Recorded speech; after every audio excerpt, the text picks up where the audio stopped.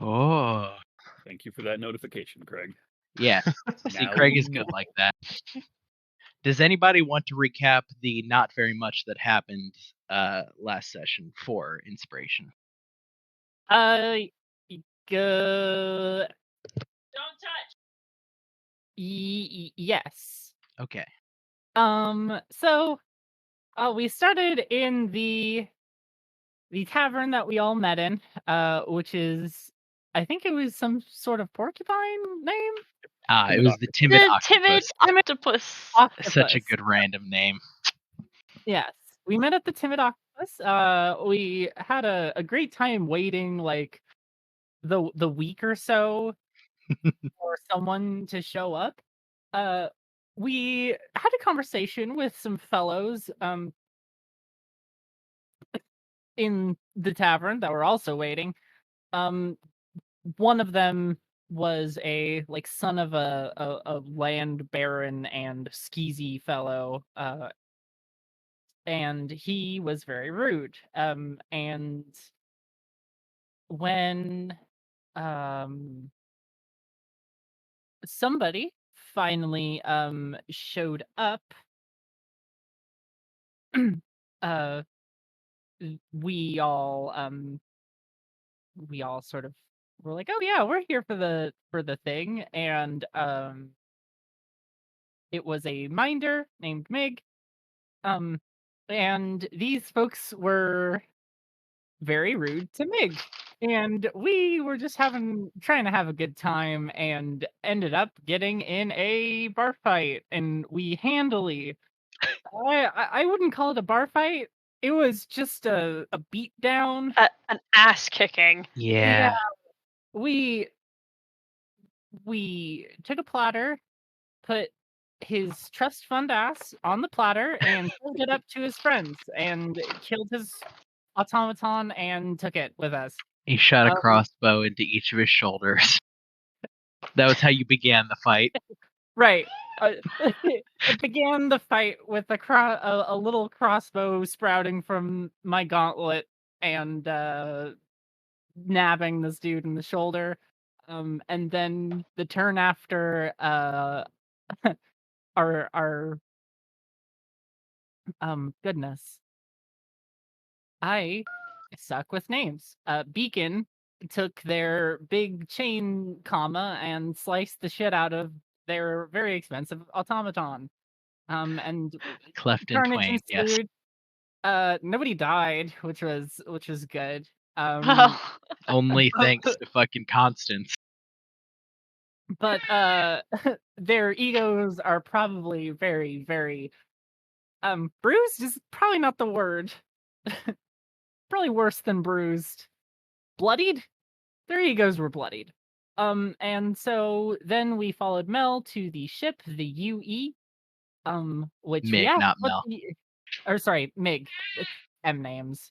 So we followed Mig to the UE, where we met the rest of the crew. Which is first we met the Swabbies, which are little automatons that like swab the deck. We met the captain's pet, Shrelk, Skrelk. which is a absolutely terrifying owl snake Obligate crow carnivore, creature very important. thing. Yeah, eats rats probably and fingers. Patch, which we found out is the brother of the crew's carpenter Nez, who is I believe he's a gnomish man. Yep, a very old gnome. Yeah, he's a very old, very stone. He referred to Patch as his older brother. Yeah. Helgbjör, which is the artillerist, who is is she a furbolg? Yeah, Yes. she's a frost furbolg. And very blind. As well as the sisters Lim and Brim. Who and are their the younger sister. And Thena, which is their another, I cannot pronounce, Snurf. It's Sverf Nelbin. Thank you. Sverf Nelbin, I think. Yes. And of course, Mig, who is the first mate, and we also met Compliance officer. the UE itself, who is an AI question mark that is the ship. Yep. And we user also yes, the user error is what UE stands for. And yeah, so the next day, or rather Constance and somebody else went out for supplies. Ducks. Yeah, Ducks went out for supplies, and the next day we are going to get a job and set sail. Yep. So, yeah, that was great.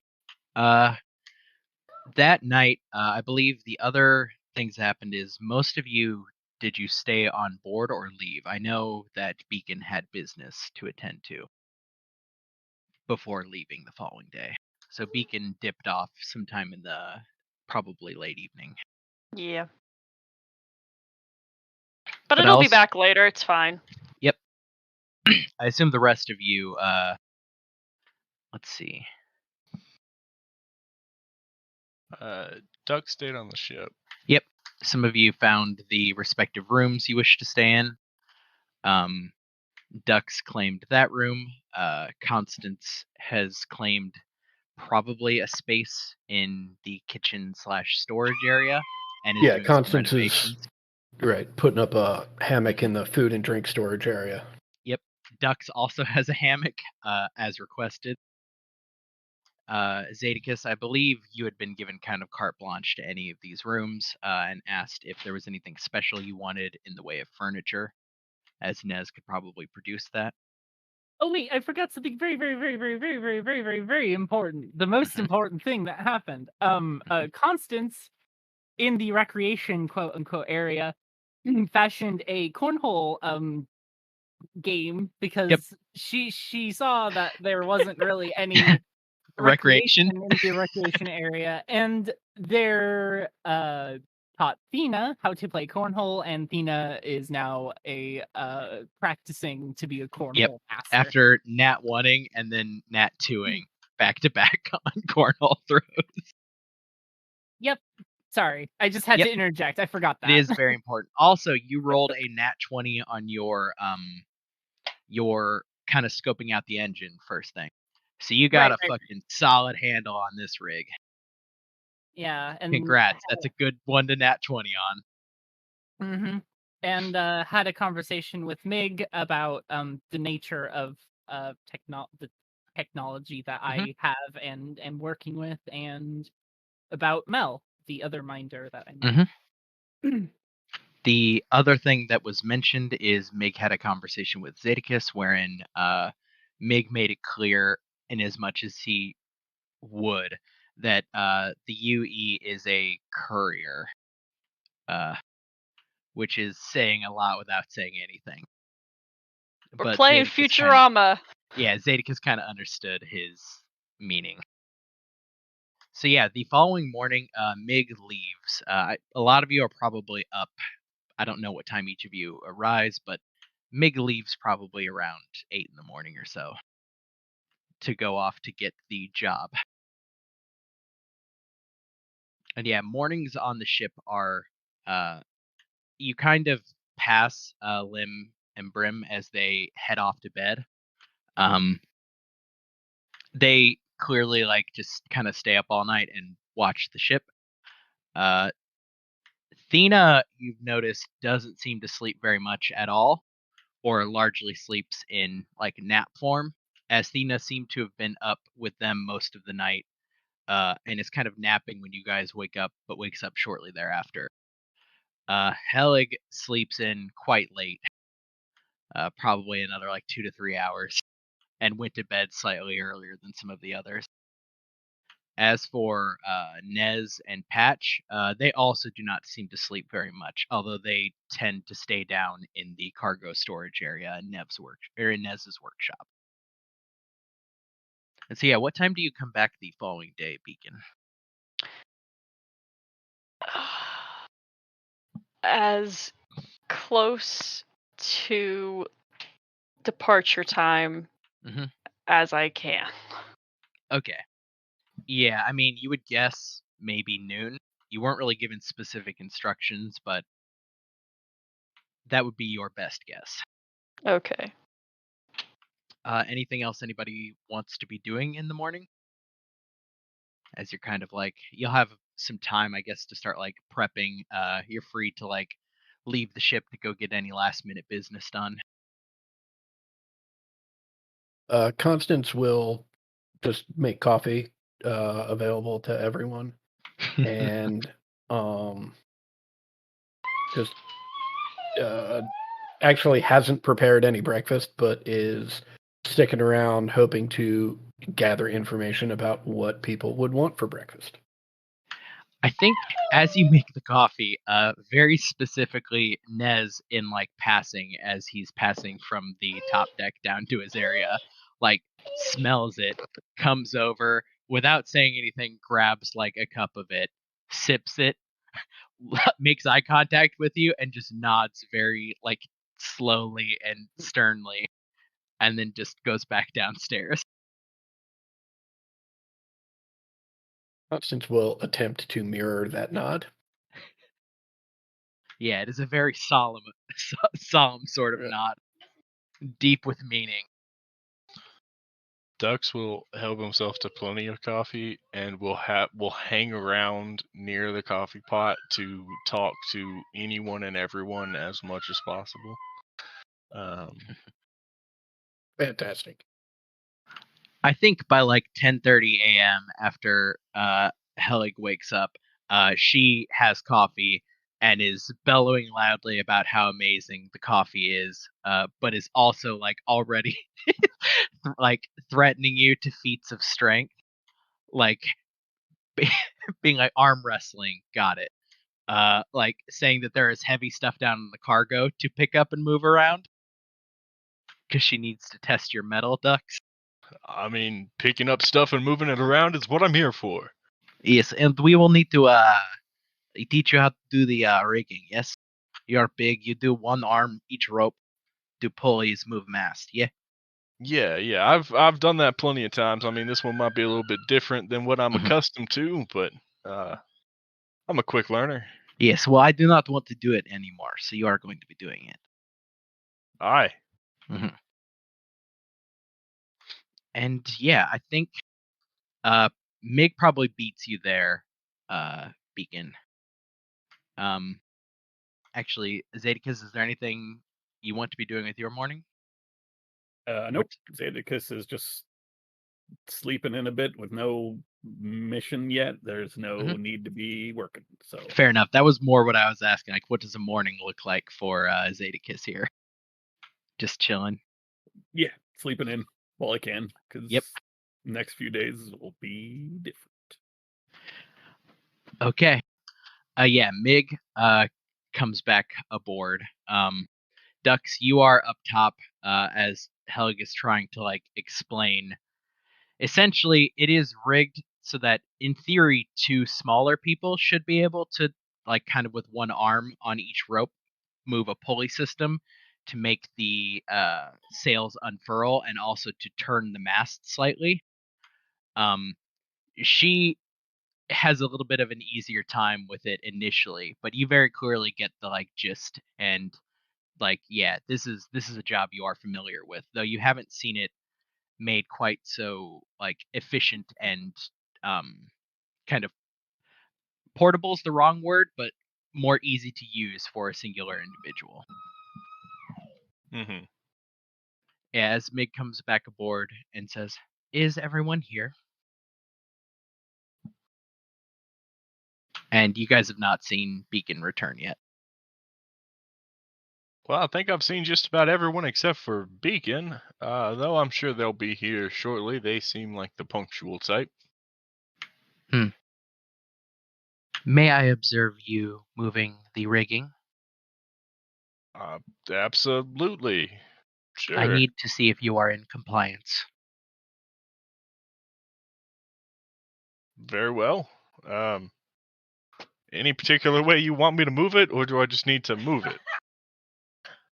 Whatever feels most natural. All right. Well, I mean, we are sitting still, so there is no like natural cues or anything like. But okay, I see what you mean. I Roll an will. athletics check.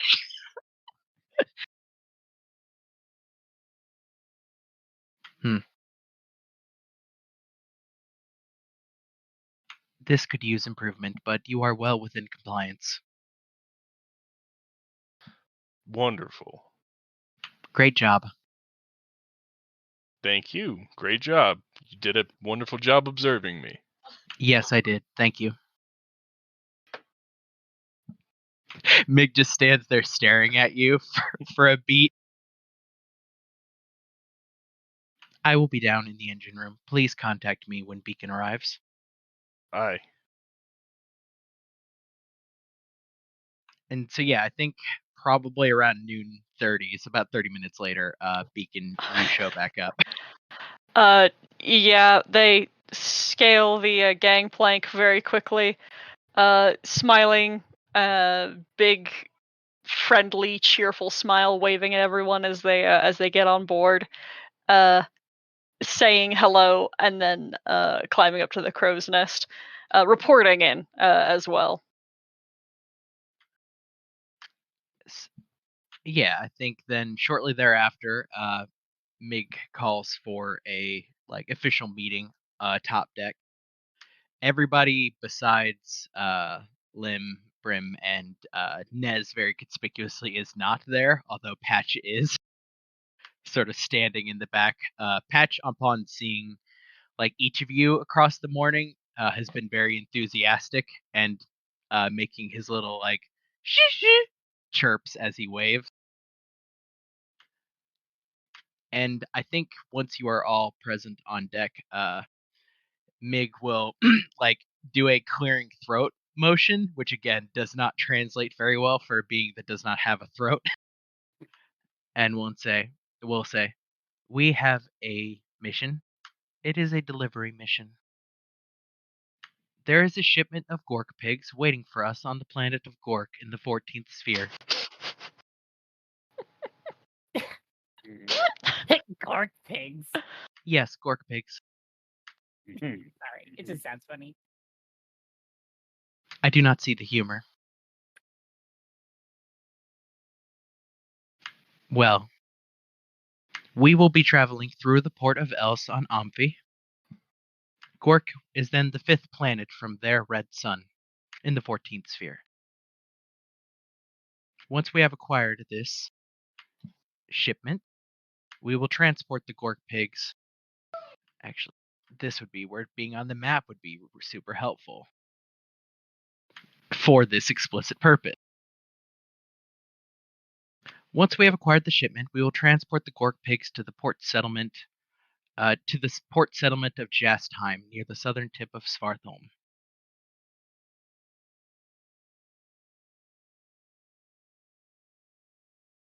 Any questions?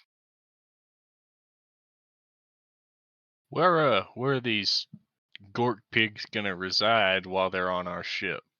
They will reside in the cargo hold. That makes sense. Yeah. Okay. Yes, they do not require feed. What? Mm-hmm. That's very curious. So they're not like pigs. No, they are pigs. How do you fatten them up then? How do you get bacon? How do you get Gork bacon? When it is time for them to breed, then they are fed. They breed, or rather, they reproduce asexually. They bud.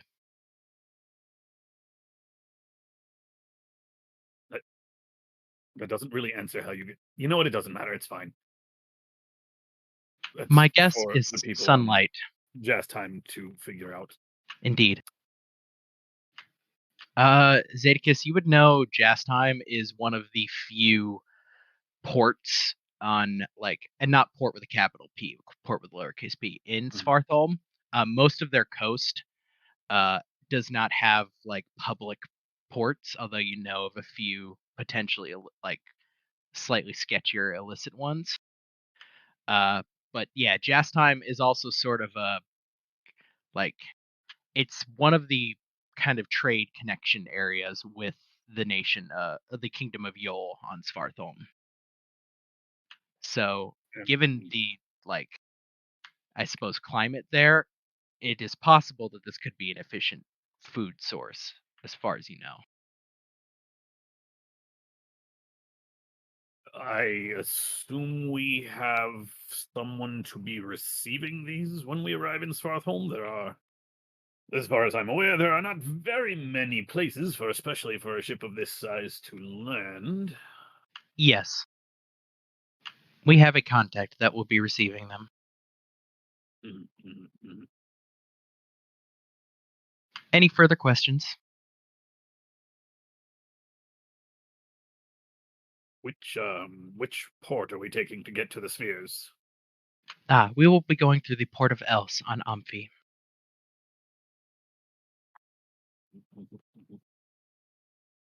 We will then return and travel around Svartholm to reach Jasheim.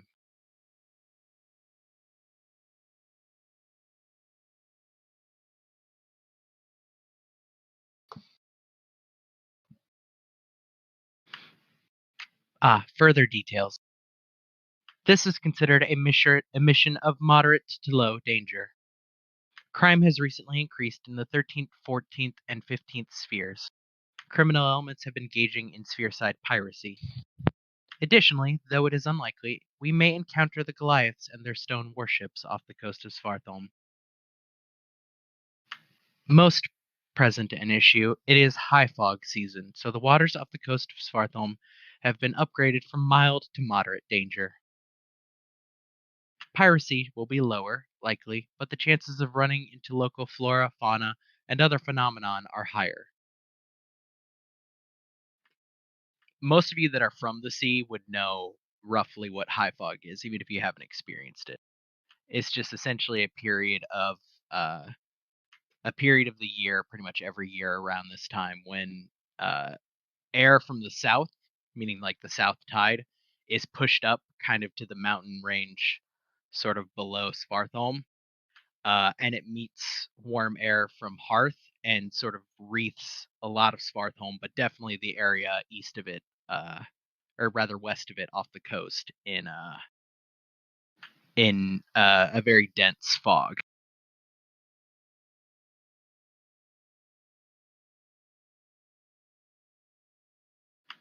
Any questions?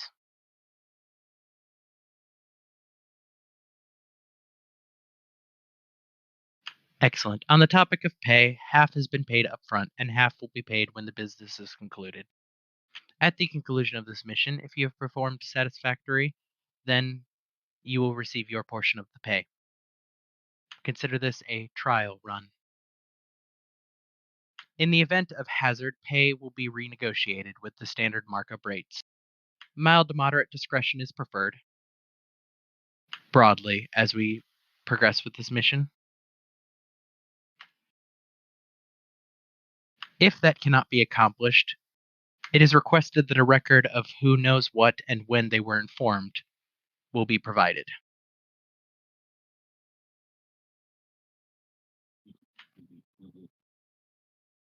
Any further questions?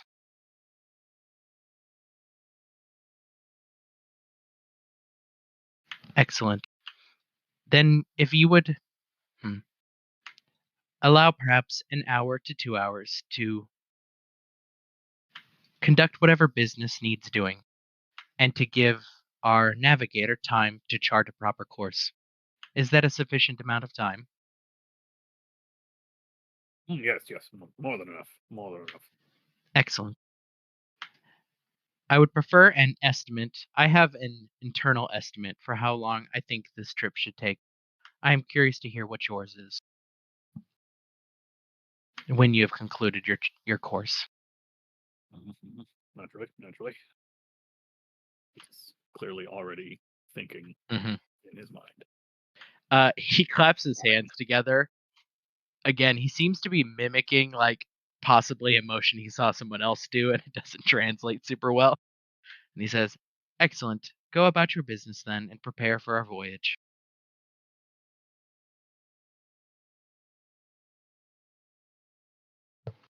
Well, hmm,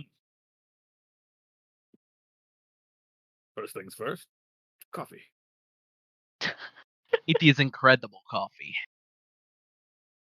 Should have had it when it's Homemade fresh. coffee? I think it could use more spice, maybe, but it's pretty good as is. Think maybe spice though could take it over over the edge into greatness.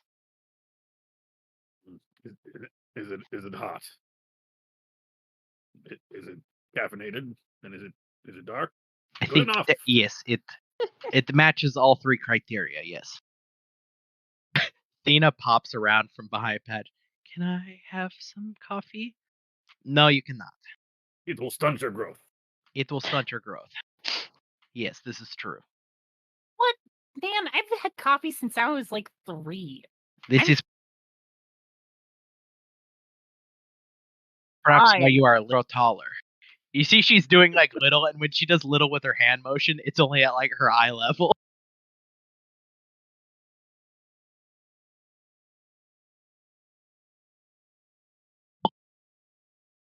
Somebody should patch. Go tell Niz what is happening, what they're doing, etc. Well- He walks over to the lift and presses the button and slowly descends as he waves goodbye to all of you. Mm-hmm. Have a good one, Patch. See you on the. We'll see you a lot, actually. As the lid is closing.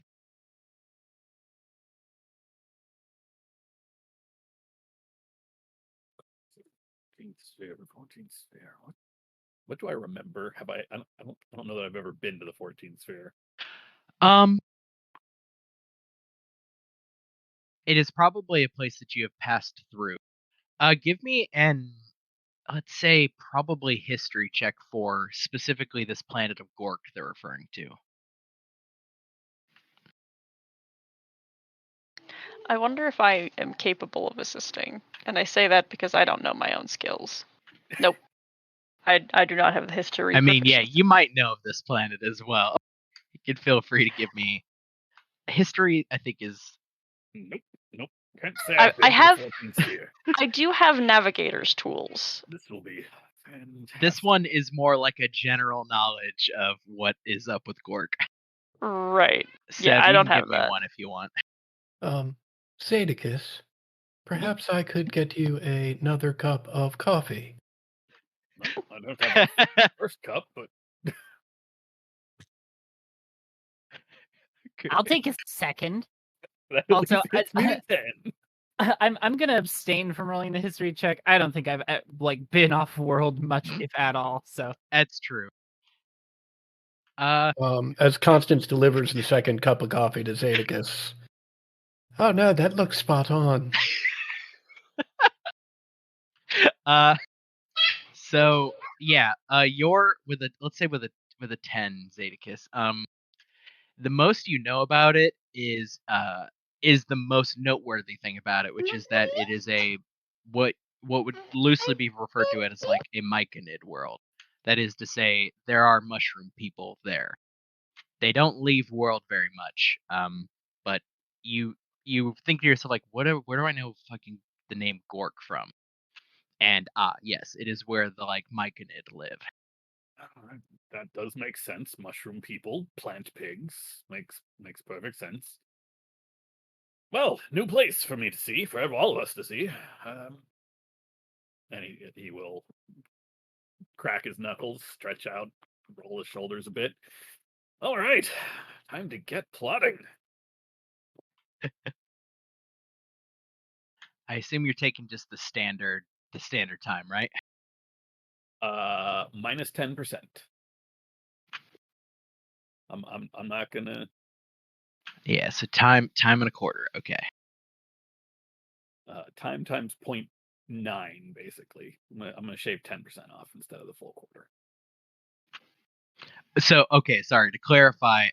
You will always get time and a quarter. You can roll to try more. Oh no, I'm saying I want to do less than the normal quarter. Okay, got it. I see. Sneaky. Instead of 25%, I'm only shaving 10%. Okay. Enough to be So- noticeable, not enough to be noticeable. So the time then is multiplied by what did you say? 0.9. 8.9? Okay. Cool. So yeah, 10 days if you will take 9 days instead. Yeah, if you draw your ruler on the map, it will be laid out for you in terms of like the days required. So about 5 days to hit the port. Yeah. Yeah, so you're shaving off half day. Yeah. Cool. Okay, I think if nobody else has any preparations, a lot of this is very interesting to you, Sev, just watching the way this machine works. Which when it's on the sea and actually in the process of sailing, the engines themselves seem to be solely pushing electricity through the vessel, making sure the lights stay on, making sure that some of the like appliances continue to work, including like the lift. And yeah, it's probably just the first time you've really been able to watch an engine that you understand very well do this particular task. All right. Nice.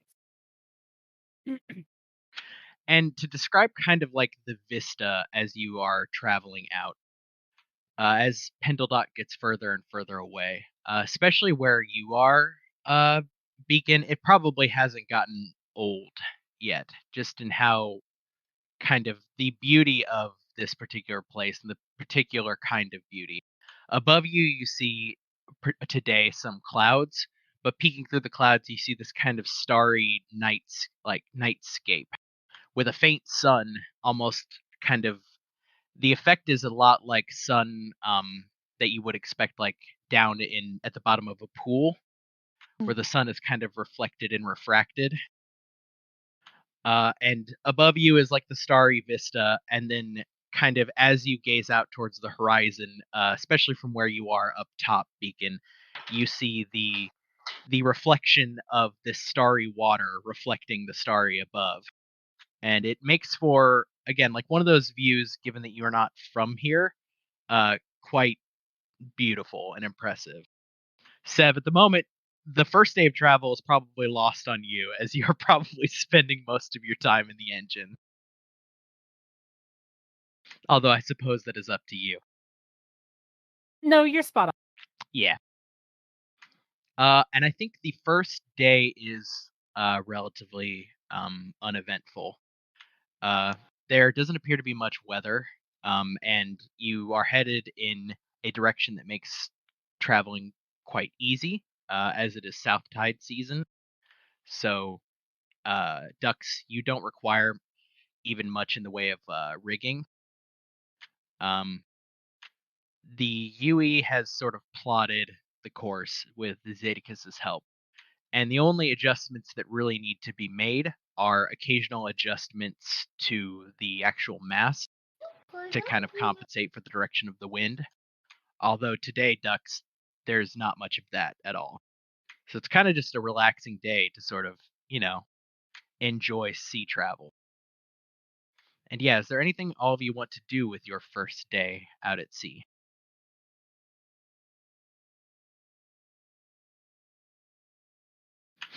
Okie dokie. I think in getting kind of the hang of like the like day-to-day scheduling, now that there is a cook that isn't Helig, Helig clearly is taking the opportunity to be far more lazy, is taking frequent naps in her bunk, is just not spending much time on deck. At some point, she just said, "Okay, come wake me up if something bad happens." Thena probably spends a lot of the day napping with Helig in the hammock in her cabin because they had to take the hammock that was connected to the Yolbo down. And yeah, I think like that evening, you let's see. Yeah, you Constance, I assume you make a meal for all of them. Yeah, I mean, Constance's days are going to be pretty standard, which is coffee, some simple breakfast in the morning, take an inventory, making sure that the kitchen area is clean, and then sort of wandering around, just seeing who either needs assistance or is interested in talking, and then engaging in that if that is necessary or wanted, and then returning, to prepare some sort of mid-meal or midday meal, and same thing for an evening meal. I think one thing you notice right away is that as far as like things that the crew does together, they tend to stay in their separate areas. Nez kind of stays down doing Nez things, and the occasionally you could tell Patch has like regimented times when he is given permission to come and say hello, which is broadly just standing near you and waving and watching and making his little like noises, especially watches you cook a lot, Constance. Probably towards dinner, Thena joins you and is like, "Okay, I'm supposed to help you. It's my job." Very well. Chop this. Yeah, she chops it, but not particularly well. Could you show me how? Certainly. And I will proceed to instruct on the proper way to chop vegetables or whatever it is that we're preparing. Mm-hmm. Yeah, you can tell she what she lacks in sort of practical knowledge, which you are now picking up, is for like another testament to Helic's cooking style, is probably that she didn't actually have Thena do anything, Right. as Thena seems completely new to all of this. Uh, yeah, she is very enthusiastic, however, and wants to help. Oh, well, that's half the battle right there. Yes, You're this is going to be a thing that I practice a little bit every day, and then I'll get better, like the cornhole. wonderful. I Hmm. will enjoy the company. Are you looking forward to uh, getting off the sea and visiting a new sphere? Uh, no. It's kind of boring when the top has to go on and we have to stay underneath. Mhm. How many times have you experienced that? Uh, a lot. Uh, I don't. I'd have to ask sisters. They could Mm. probably say.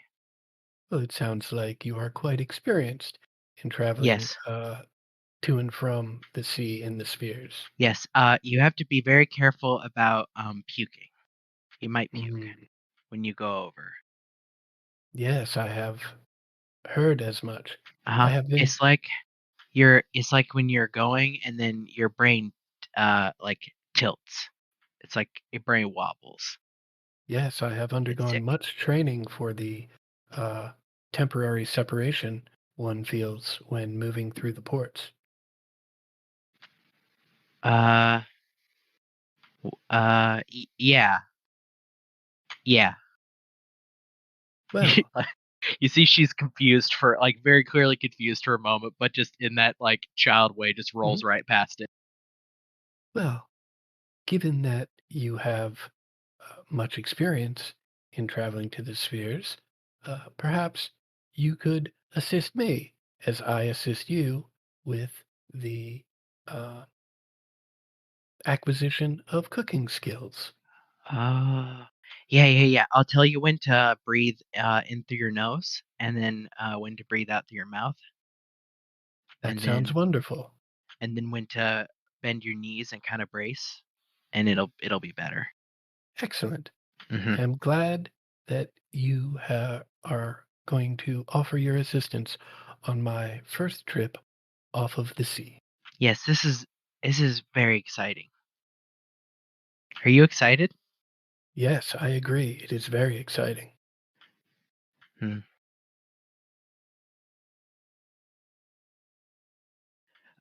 What does I guess everybody do with their day? of travel. Let's start at the top. Beacon, are you just chilling? I'm working. Yeah, that's Yeah. true. You Yeah. don't really chill. You're always watching. Yes, Such is the job. Yeah, I am always working. Anyone is welcome. Like, while we do not make it like explicitly obvious that company is appreciated, it is not something that is turned away. Though there is little space in the crow's nest. But we chat with ourselves, if nothing else. You notice that, like, essentially once an hour, with like mathematical precision, Mig lifts you up kind of a like cup of water with a little pulley in a bucket. We express that this is both unusual and unnecessary, but we are grateful. Compliance. He and calls up to you. and if ever there is something that we need that what is it that like when Mig is not around, Beacon is let out of the lantern Mhm. and goes and fetches it. So the primary recipient of seeing that is going to be Dux. Dux is kind of, the two of you are kind of the two that are above deck the whole day, essentially. Everybody else is kind of passing around doing their job or just not venturing up here at all. Dux, you've been chilling, but you kind of still have to stay on duty in case like a wind picks up or something. So you have seen at least once this. I don't know. I should actually correct myself. It is not. Beacon is so the lantern is opened and a mist pours from the smoke of the lit candle, and that figure stays watch while a brighter color, a warmer person, still Beacon, climbs down the rigging, usually waving and smiling at whoever it passes, to fetch whatever we need and then climb back up. Dux, I suppose the first time you see this, how does Dux respond? A little bit of time on the sea always manages to cheer me up too. Dux will spend most of his time, finding things to keep himself active. If he finds, like, I don't know, if there's like an orange or something, he'll practice like chucking it from the deck up into the crow's nest and just trying to get it to land. And then if it misses, trying to catch it before it splats on the ground. I think hollering and making conversation. The first two times you throw something up, Skrelk like rockets from the side of like the mast where you couldn't see him, and as his like arms extend, you see these like flaps, almost like a flying squirrel. As he grabs the orange out of the air, swirls back around, and then goes to the other side of the mast and disappears. Dux will try to teach Sprelk how to play fetch. Roll me animal handling. I mean, okay, so you've taught him how to catch and then leave. Mm-hmm. So it's a good game for him because you'll throw something at him and then he'll take it off to wherever he goes. And then he comes back like an hour later. This has probably been your primary diversion for the day. It's just throwing shit and having Skrelk catch it and disappear for a bit.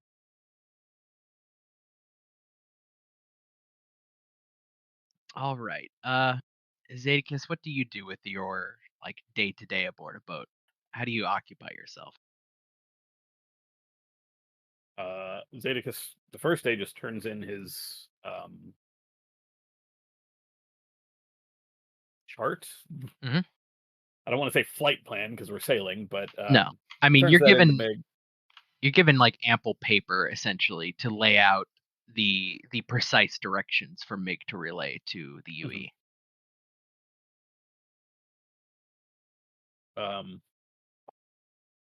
Do we have anything, I suppose, that might could review to begin charting a place through the 14th sphere? I've never actually been there. Heard of Gork, lots of plants. and How things. proficient are you at navigating through gravity, specifically slingshotting? I spent the last 5-ish years navigating the sphere. I just never made it out as far as the 14th. So, reasonably. Yeah, so he shows you essentially you are going to be leaving through Else onto Lektos, the water world, which is the 8th planet. Gork is 5th, and the 6th planet is a high gravity gas giant. So the idea generally in the spheres to speed up travel is to essentially ride gravity, to use gravity to move faster than you could otherwise with thrust. Okay. The thing is, you know that the UE is a functionally some kind of computer, so you're not sure initially how much you could contribute to the necessarily the math of it, right? Makes sense. Roll me, I guess, a navigator's tool. I think with charisma, because I think in this you're going to be working with Mig for like a day, and therefore working with the UE.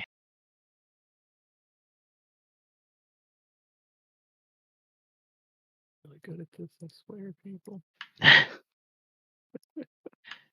Not bad, not bad. So yeah, essentially, you are looking at the projected course. The way this works is the UE essentially sends a signal to Mig, and Mig does like a laser jet kind of rendering on a page of the proposed route. You are getting a feel, I suppose, for how the UE considers, which is the UE does not is not particularly creative in this estimation. It is very by the books. It is very, very like precise, but it does not take any like risks, even risks that are not really risks, right? Mhm. So it's very formulaic. With a 19, you think you could probably they're thinking it's going to take about 2.5 days to make the journey.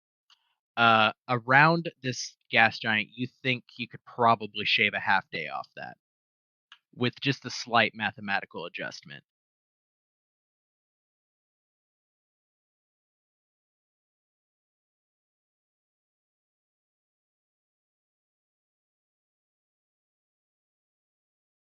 Okay.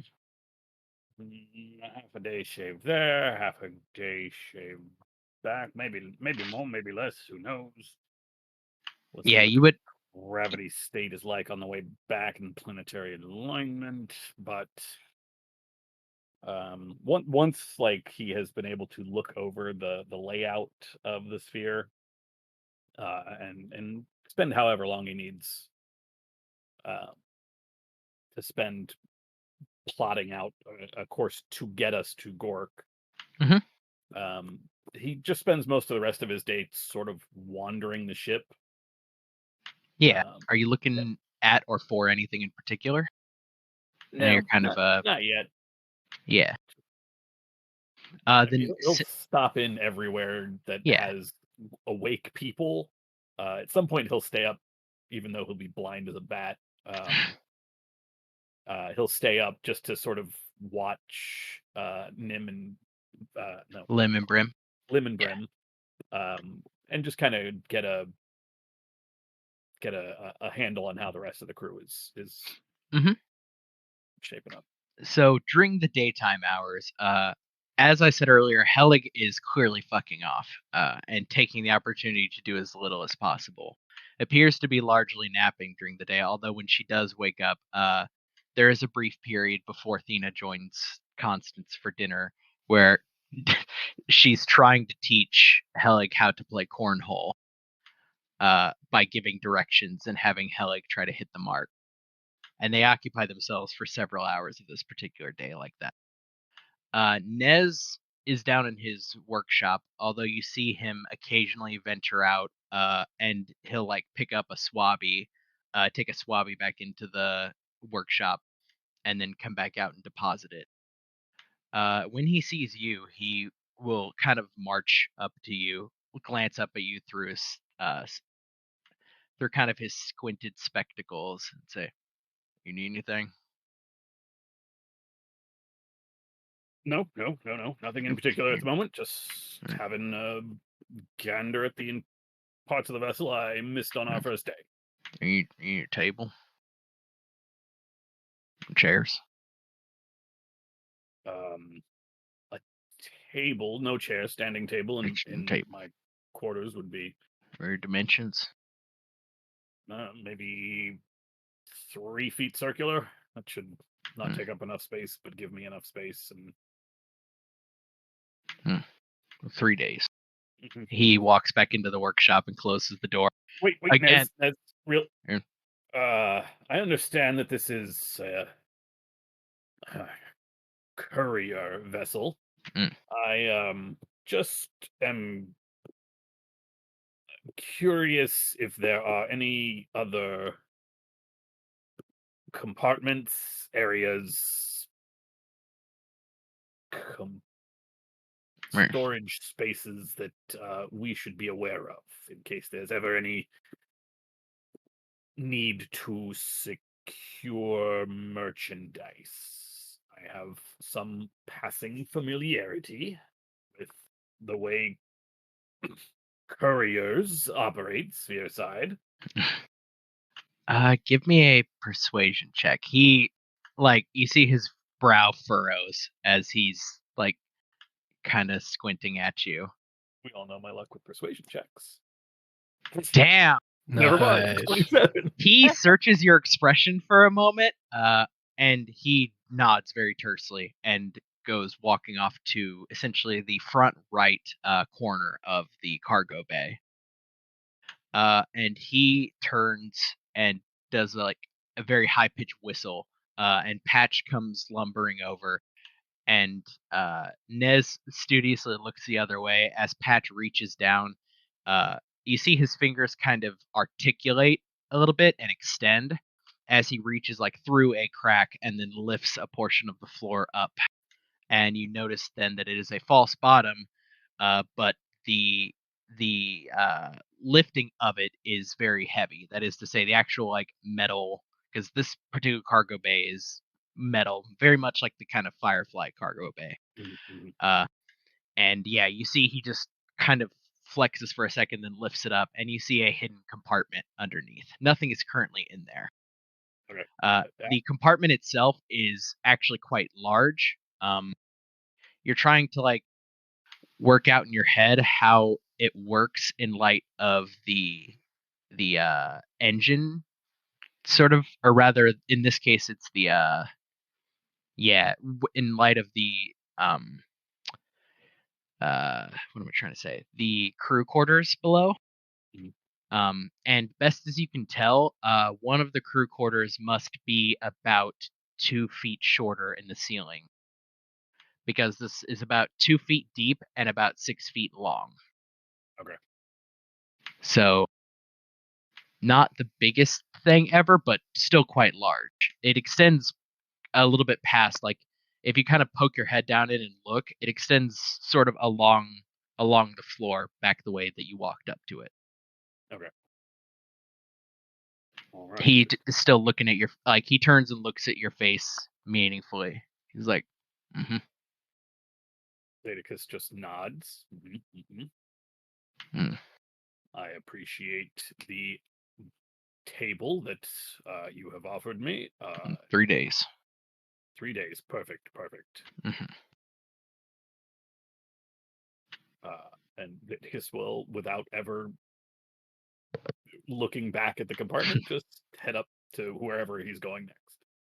Yeah, you can actually get a better sense of the weight of this thing when Patch lays it back down, and you hear a very loud kind of gunk as it slams into place. All right. So we will switch to the nighttime. I presume most of you, besides Beacon, Zadicus, is this the night that you want to try to uh, stay up and watch Limb and Brim? Yeah, because it's going to be a couple days navigating, so Mhm. or a couple days sailing. So unless we get blown horribly off course, I don't have to be at my sharpest tomorrow. Yep. Beacon, you stay up top, right? Oh yeah. Gotcha. Due to the way, Sorry, I also don't sleep. I know I trance, but I Yep. don't sleep, so I'm here Yeah. a lot. yeah, these two, it in keeping with specifically your sensibilities, Beacon, do not speak much. When they speak, they tend to speak in that kind of sign they were using, or just not speak at all. They seem to share a lot of like nonverbal sort of understanding. Mhm. From what you can see, they're mostly both doing um, the work that ducks did during the day. They Yeah. tend to they don't have the wingspan that ducks does, so they tend to stay one on each rope, kind of just at their post watching. They appear to be keeping an eye on everything, kind of like you are, though they do not have your vantage. At one point, Lim basically like pulleys up to you what is essentially, they call it like an auto lantern.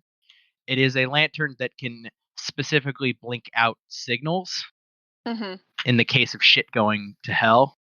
Mhm. Um, and to cover actually for a moment what night on the sea is like, the sun sets such as it can, I suppose, which is to say it goes past the Western Falls.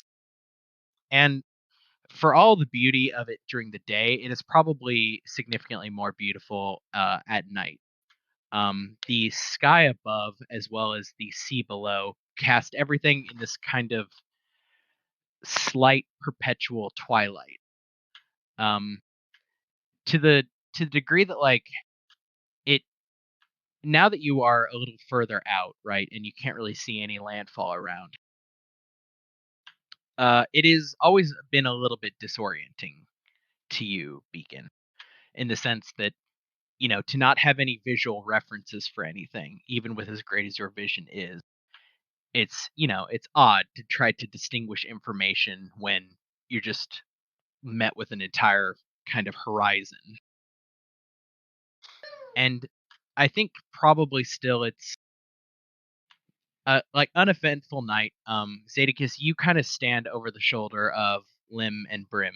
Do you have any, I guess, are you trying to converse with them, or are you simply watching what they do?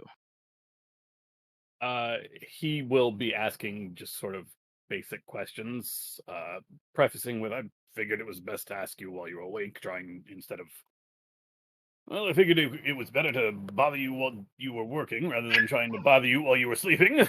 And just, and then Good how long have you call. been Yeah. here? That sort of basic small talk. Yeah, Lim appears to be like very friendly, and she will ask you in the sign if you can speak like essentially hand talk, which we covered. I think that you could, but you don't have to relay that. I will, as surreptitiously as possible, confirm that I can, in fact, do so. You see her eyes, although they are slightly luminescent in this sort of dim twilight, light up even further as her eyebrows raise, and she starts very quickly signing to you just a whole bunch of like excitement, like where did you learn, how long have you known, who else have you met that could speak it, just a true like barrage of questions in a very excited fashion. Okay, slow down, slow down. I'm old. My eyes don't work very well, and my hands are even worse. And then in sign, he learned a long time ago, probably his third trip out. His captain was, a less than scrupulous smuggler for the official lines, and yada yada yada. Yeah. I suppose, do you have any specific questions for them? Now that it's clear that you can speak in sign, Brim seems to be largely ignoring you. And just letting you converse with Lim. How long have they been on the crew? Of this particular vessel. Her eyes flicker towards Brim, and she signs back. It doesn't take an insight check to see that question kind of triggered some form of evasive mechanism in her, and she signs back, a while. Okay. And how do you find the crew in their capabilities? She signs back, safe.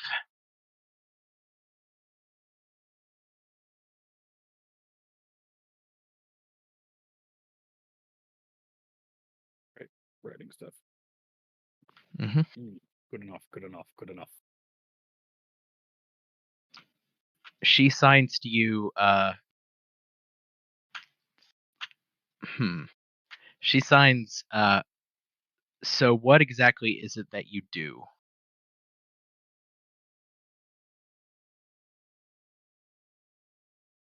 I get us where we need to go in as little time as possible. She signs, besides that.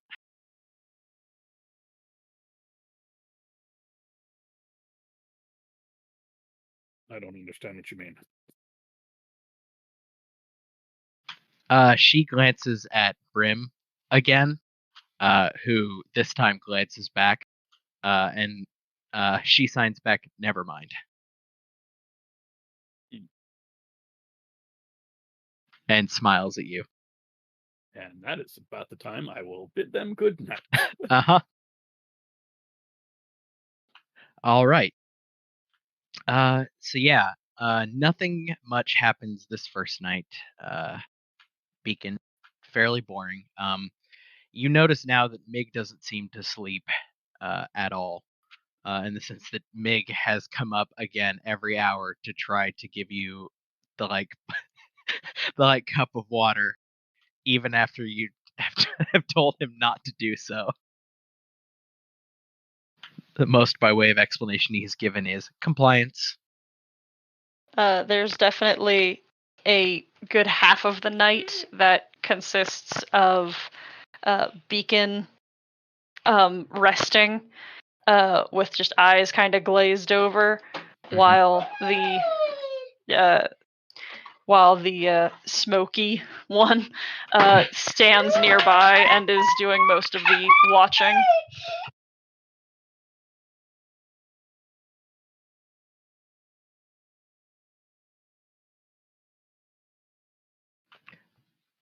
Alrighty.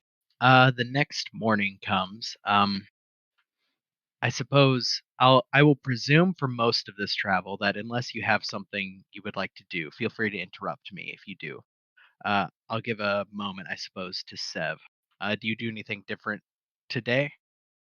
Or do you stick down with the engine?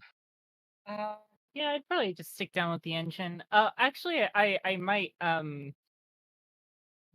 go up to Zadicus and just peek in the door of his quarters.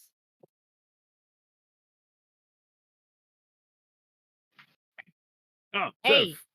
Hey. Yeah. Please come in. There's no table yet. Another couple days, I've been told. But what can I do for you? She just sort of finds a like a space in the middle of the room and just sits down. Probably using like both fists like punched together on the ground as like a little table, and like unjoins her hands from them. Well, I was just curious. You're the navigator, right? Yes. So you plot that course yet? Yes. Uh, I already gave anything it to that? the UE. Oh, sweet. Well, in the interest of not taking, asking these questions and getting printouts every time I ask something, do you mind if I ask a few questions? Because I think it's kind of important. Sure. I don't know what I can tell you that the ship wouldn't know. Oh, nothing really. Just any sort of weird maneuvers that you do? Any sort of things I gotta be on the lookout for? Just so I don't just get a printout being like, ah, overdrive the engines. Time to go. Out of nowhere without preparation. Oh, gotta do a gravitational slingshot. Well, yes, that is coming up once we are sphere side. For the next 3-4 days, it should just be smooth sailing. Ah, okay. Cool. Great. And you know the sea better than I do. Any dangerous waters? She like wiggles her fingers in front of her face. Dangerous water. Umphy's only a few days away. Shouldn't take us overly long to get there. I mean, the whole of the sea is full of all kinds of creatures, and then, of course, there's everything in the skies above, but nothing that I think would be an immediate danger to the vessel. Okay, cool. All I needed to know. See ya. She just sort of excuses herself very quickly. Your table is here. Your gloves. They're like just sort of dragging behind her.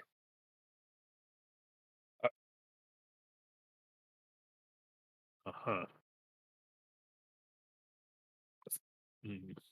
There are probably scuff marks. I was going to say, did, like, the sound of the actuate metal it. gloves dragging on the metal deck has got to be great. Yeah. Sev, people are trying to sleep. Oh, yeah, sorry. She calls back from the hallway. Good chunk. As you like catch a gap. Yeah, she'll just put him back on and head back down. Anything else anybody wants to be doing on the second day? Any conversations? All right. So yeah, that evening passes as normal. I presume, Constance, that you are keeping everyone fed with a variety of meals. That I am. And those that don't journey to the kitchen area or the dining area to pick up meals, Constance will take meals out. So I assume that's probably Beacon and Sev at various points. And there is like one meal out of the day that Beacon comes down to the galley for. And they're always very cheery and smiley, and more slightly more talkative, but not less inscrutably uninformative in conversation. I'm very curious, what meal of the day is that? It varies. It changes every time. Yeah, I would say the sensible answer, if you want to be social, is probably the evening meal, as that is the time where everybody kind of gathers together. Lim and Brim are waking up for their shift, kind of having their breakfast while everybody else has their dinner.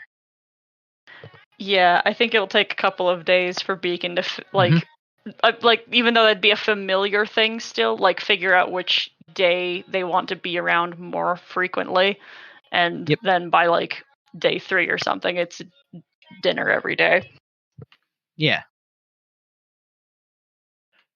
I think by the end of the second day, right after dinner, everybody besides, I should say, every one of the crew members besides Patch and let's see, Patch and Nez, gathers around to start to play this cornhole game in the recreation area for a good like solid several hours, to the point where it ends when Mig interrupts to tell them that per compliance, Lim and Brim should be on deck at this time. This is well into the night. It has started to get fairly competitive, and it's pretty clear almost immediately that Helig Bjor and Brimness have a big rivalry between the two of them, and are getting increasingly aggressive as they're, trying to to get this sack into the hole.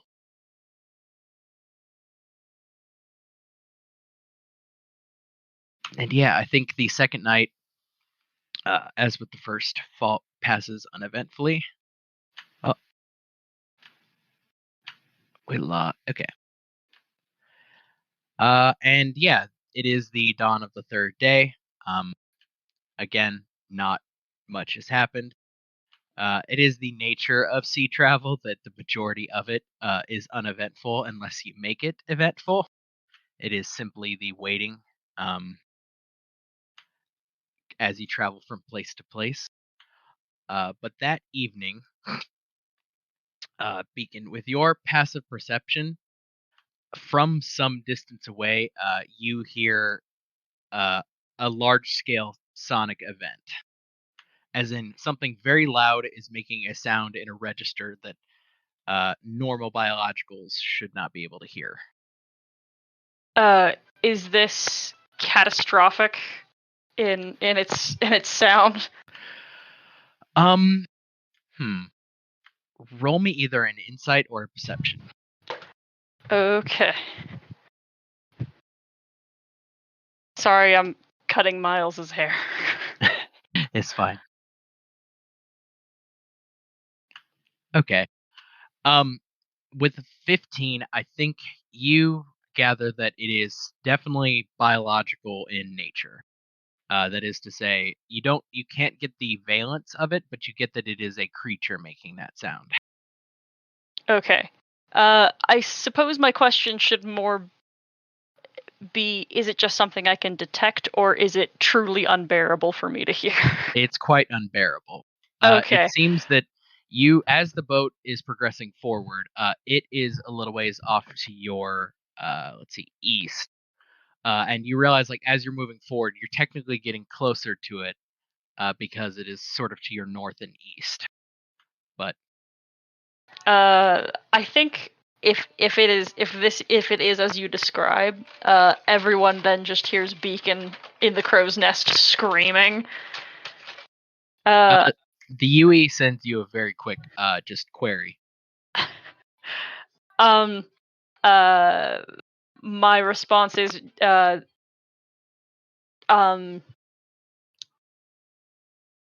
trying to play back the sound that I am hearing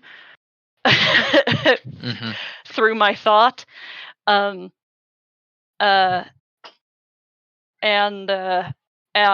after after Beacon hides themselves in the lantern, Beacon will then climb will sound an alarm. Yeah. I think, yeah, at this point, Mig arrives slightly before the alarm goes off and is looking up saying, "You've heard something." Something eastward in distress and pain. I think at this point, yeah, you trigger the alarm, and everybody is sort of brought up. Suggest redirect west.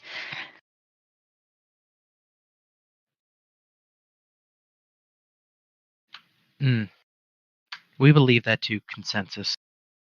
Noted, however. Helig comes up on deck, and you notice Thena is conspicuously absent and is remaining below deck.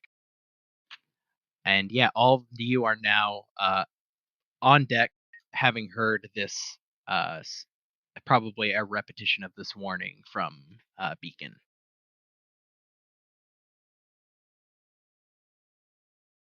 I mean, we've got to investigate it. What if there's someone in trouble? Can't you just plug your ears or something, Beacon?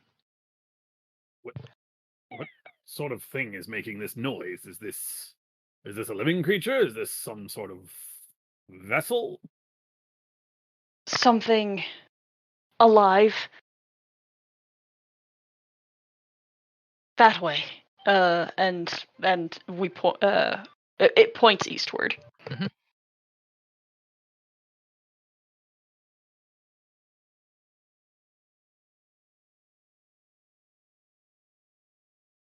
Helig, I cannot hear it now, but it is loud.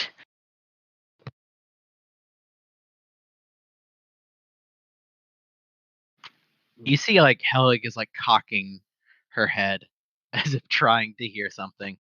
I do not hear anything, but you think it is something to shoot? I can't see it. One moment. Okay, you go back up and you'll see if you see it. It scales the rigging again and then fetches the lantern. And you hear some not quiet argument. And then we return with the lantern and twitching and wincing. Is there anywhere to be looking? Yeah, go ahead and give me a perception check in that direction. If anybody wants to try to scale up and help them out, who can? Although it doesn't look like it's necessary. So, with your specific form of vision, Beacon, what you detect initially is what is clearly a disturbance in the water. You could see plumes of water rising up at various intervals. But as you are kind of traveling north at a pretty steady clip, you see a fairly large heat signature. A fairly large something that is showing up in that spectrum. Below the surface? It is above the surface, or directly on the surface currently. Okay.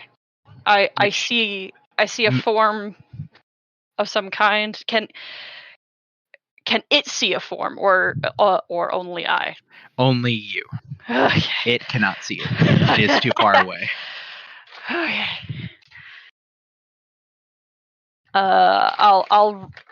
Can I judge that distance by sight? Roughly, yeah.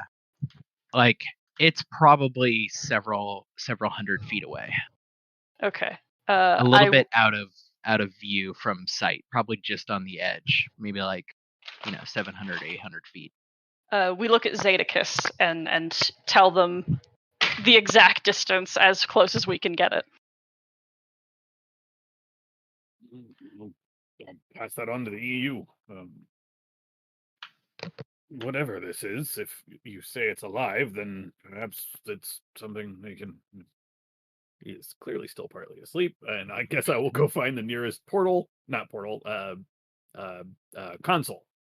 Mm-hmm. Yui, I've been told that there is, and however far I was just told that it was, due east. It looks like we are going to investigate.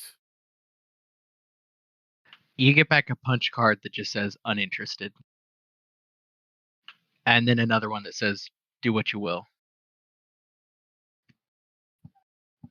Okay, I need you to. Is there a wheel? Do you want me to do it? Are you gonna handle it? I can't see a You get ticket out there, so you get a punch card that has a numbered list for how to call for a crew vote. The first one's like, call the crew together. The second one, introduce the proposition. Look for a second to the proposition. Vote on said proposition. Relay said information to the captain. Very neatly, like, bulleted list. 10 decision list all over again. All right, back up to the deck. I'll be right back with the decision of the crew. All right, crew, we have a decision to make. It looks like How exciting. Yes, great. We have been told that there is Beacon, you can. You don't need me to repeat what you've said. Yes. A loud, bright, big thing there. Hey guys, sorry I'm late. What the hell's going on? A loud, bright, big thing there. Loud, bright, big thing. It's yelling. And so if we want the vessel to turn, we have to come to consensus on how we would like to deal with this particular issue. So, how do we want to deal with this particular issue? Well, it seems that whatever this is seems to be in distress. If it were some kind of siren call trying to trick us into coming so it could be ambushed, likely they would send out this distress call in a frequency that could be heard by regular people. No offense, Beacon. I think we should investigate. Hey, Meg, can you hear this thing? I can't hear shit. Everyone can roll me a perception check.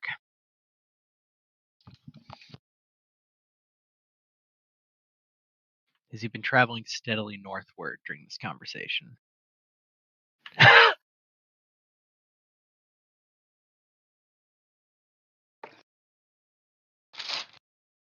All right, hang on.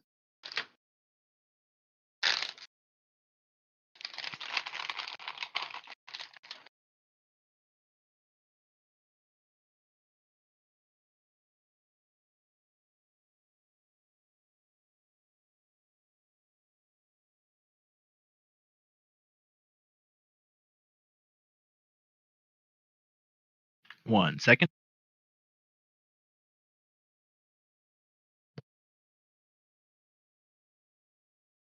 It is the scream All right. of machines.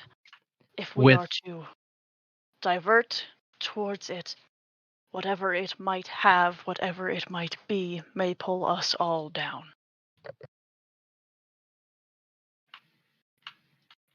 Zadicus, you can very faintly hear something.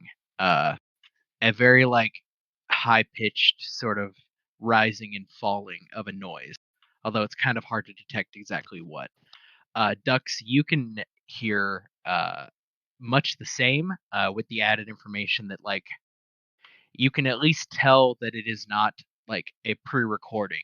Because now that you can actually hear it, you can hear a kind of irregular pattern to it, if that makes sense. So, like, not like a ship giving off a signal or anything. You're reasonably sure. Sev, you're still a little sleepy, or you're starting to suffer from slight hearing loss from having your head next to an engine for 36 uninterrupted hours. Yeah, it's probably the second one. I probably just hear in my head, like, at all times. How's the tinnitus? What? Mig cocks ahead and says, "Okay, we will put it to a vote then. I abstain." I take your point, Beacon. I would not want to be drawn into a trap. But, as Dux has said, it may be something in distress, and I have the utmost confidence in the ship and the crew that we will not fall prey to anyone with ill designs. I vote we investigate. Beacon splits, and the solid form nods and says yes.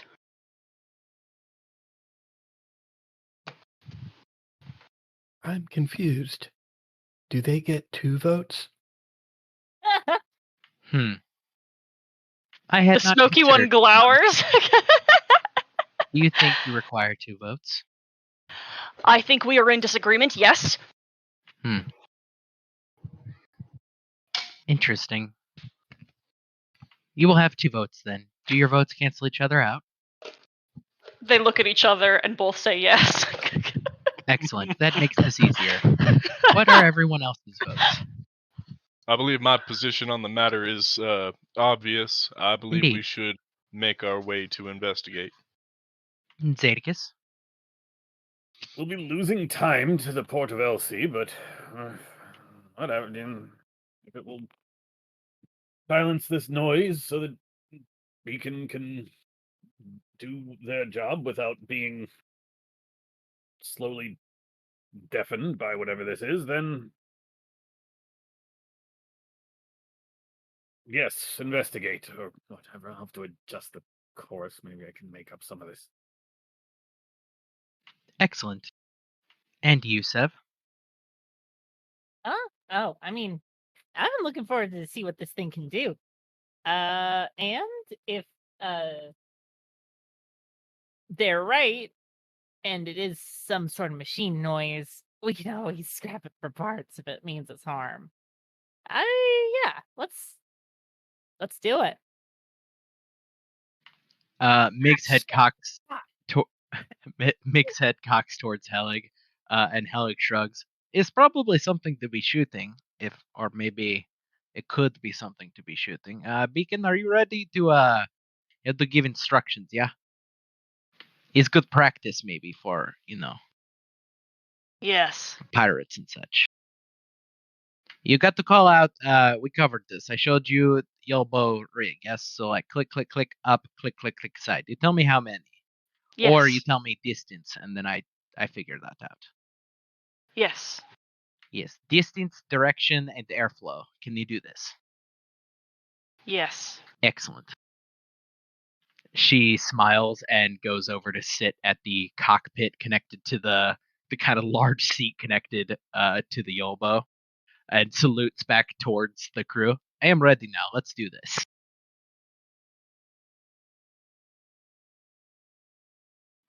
And yeah, I think Mig nods and says, the vote has been concluded. 1 moment. And cocks ahead. Are you going to tell the ship, or do I need to go down to a console again? As you say that, the ship starts to turn.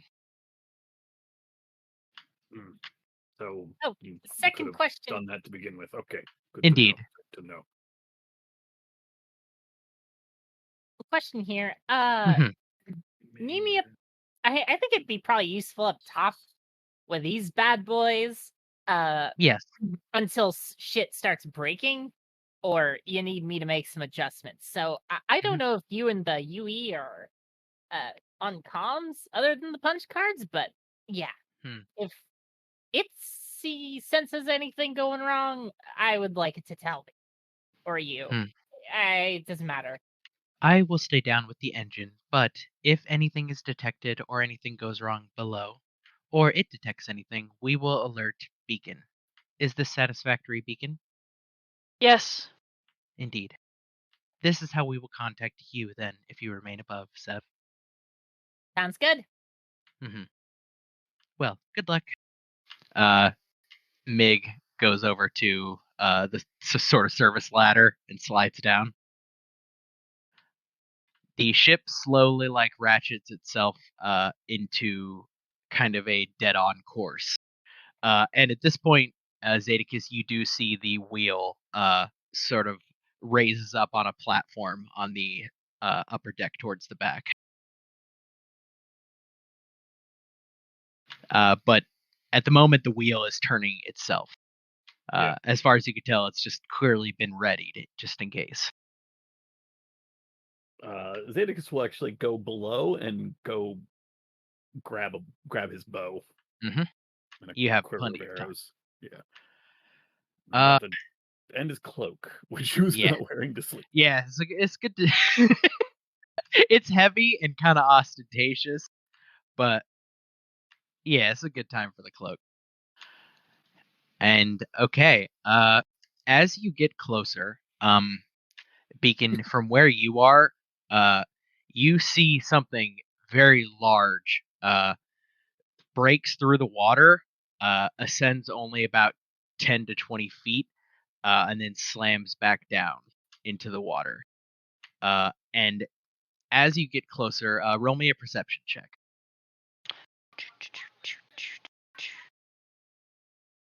God damn. Okay.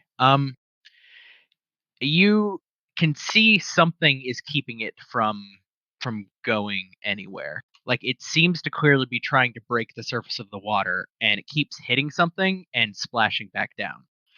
Everybody else on deck can also roll me a perception check a little time after Beacon has sighted and started clocking this thing.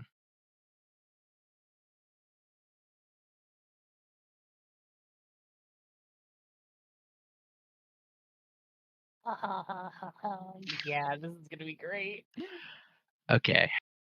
Do you want to try one, Dux, or are you good?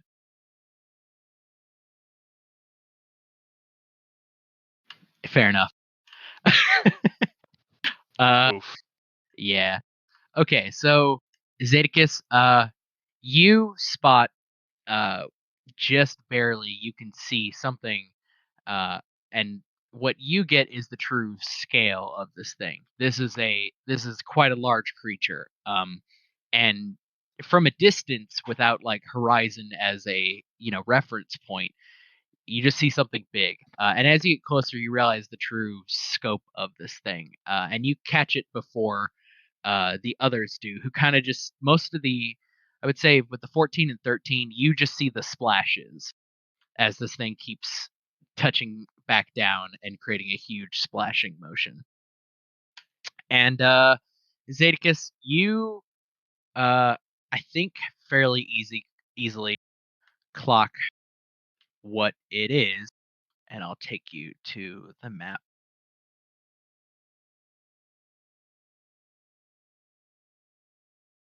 I'll put you. Go ahead and put yourselves on deck,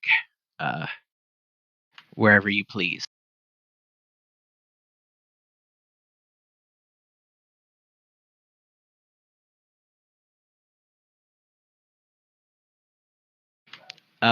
Beacon, yours is, just kind of in the center over that. Yeah. Yeah, it's fine. It's understood that is where the mast is. And Sev, where would you like to be aboard? Oh. Should probably not give me control over moving the ship. Fair.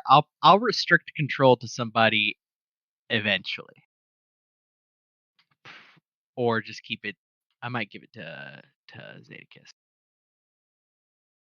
Sev is going to be on the railing, probably next, like in front of Dux. Yeah, Zadicus, you know exactly what this is. As you're kind of cresting to the side of it. This is what looks to be, although you've not seen an adolescent, you've seen the adult version, and you've seen it some distance in the air. This is an adolescent sky whale. And it, like, as you got all getting closer, you definitely hear the sort of loud kind of now it's just barely in human register sort of crooning as this thing is calling out. And it's calling louder each time it tries to jump and then gets pulled back down by something. Does it look like something has grabbed a hold of it, or does it look like it is trying to jump back up and gravity is too much? Like when it jumps, do we see something clamped onto it?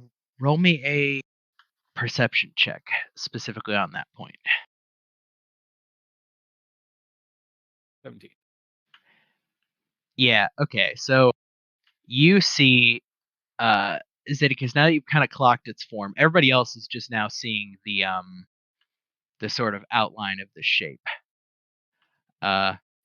You catch what looks like these essentially sort of quickly moving streams that are passing over it. And each one of these streams looks like a very, very fast, like running current of water. And you see as it is trying to get up, it hits like this kind of web of streams and gets slammed back down.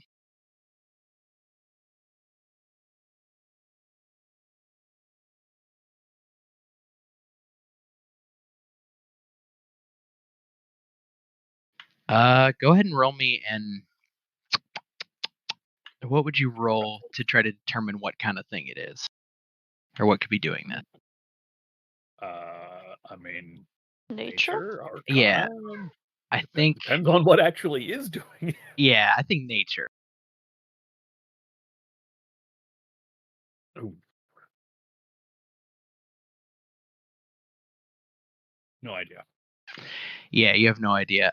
Everybody else is also clocking it now that you get closer. It looks almost like there are these like cross hatches making almost like a quilt of these quickly moving water streams. And everybody can roll me a nature check now if you want. Told you, I spent a week telling you, and no one believed me. Sky whale. Very small one, actually. Probably a junior. That explains the crying. It's trying to call out for its pod. No idea what's keeping it down, though. Are those things docile? I mean, they're not normally aggressive, but like most animals, if they're cornered or scared like this one, or, if you get between a parent and its child, it can get, well, they are very large, as you can see. That one is almost as big as this boat, and is, I would say, less than a year old.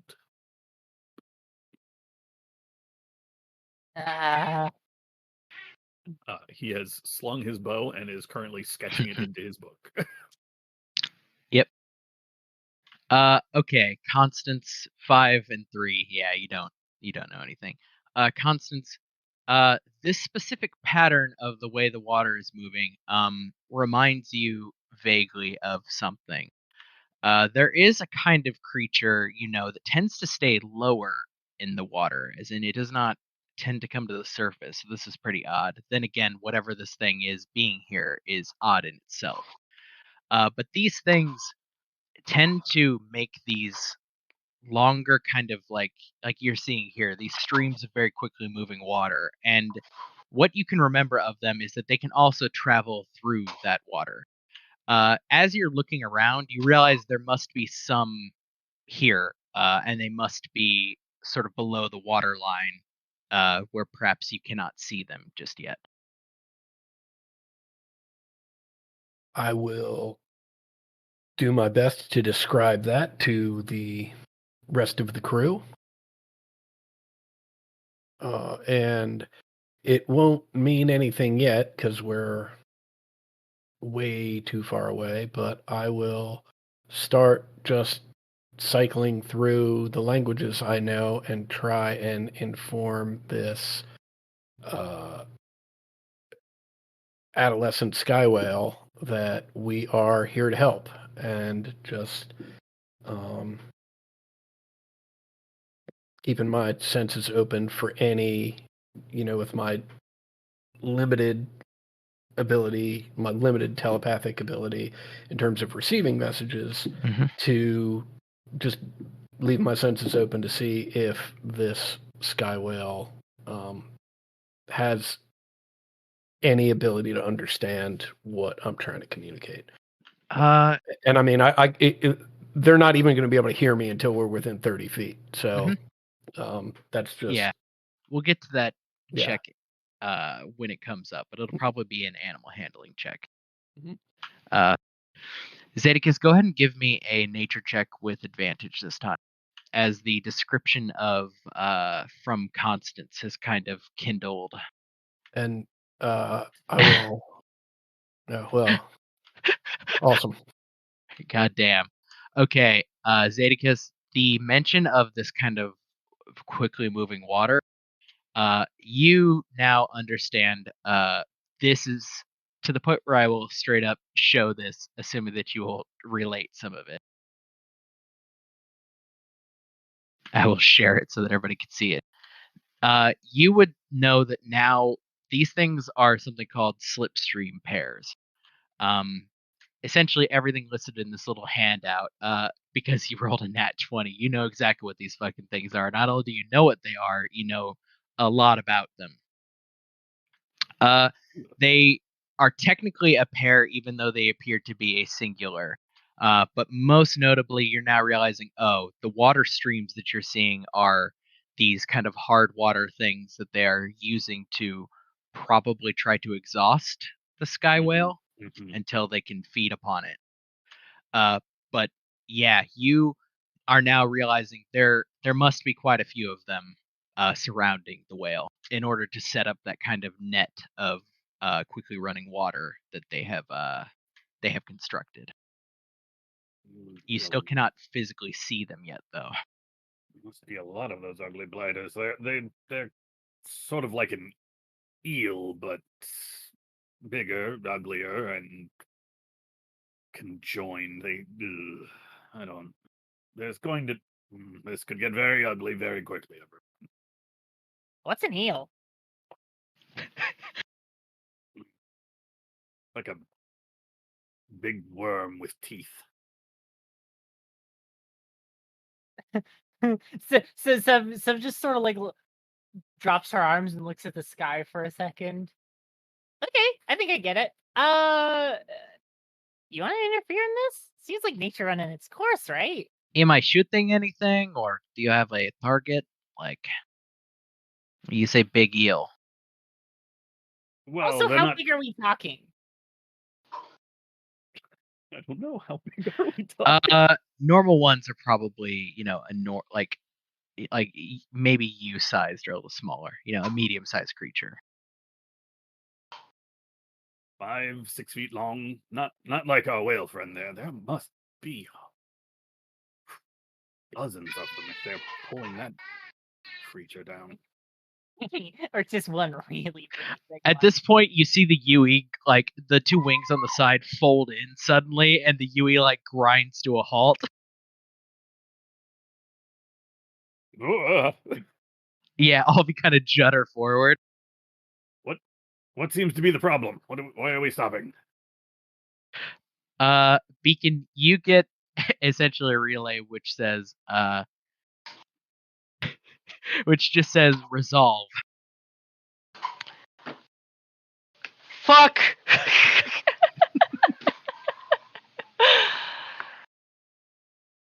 Do I need to get down there? No! Beacon, you get query resolve.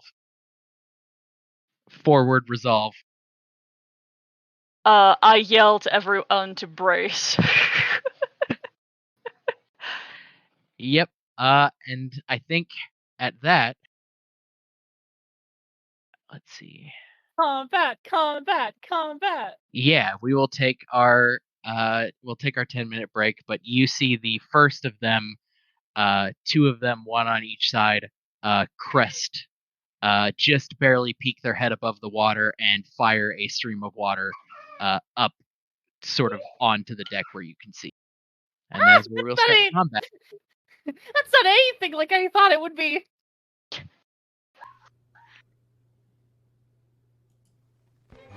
So yeah, we'll take our 10-minute break. This was the Nat 20 Zeta.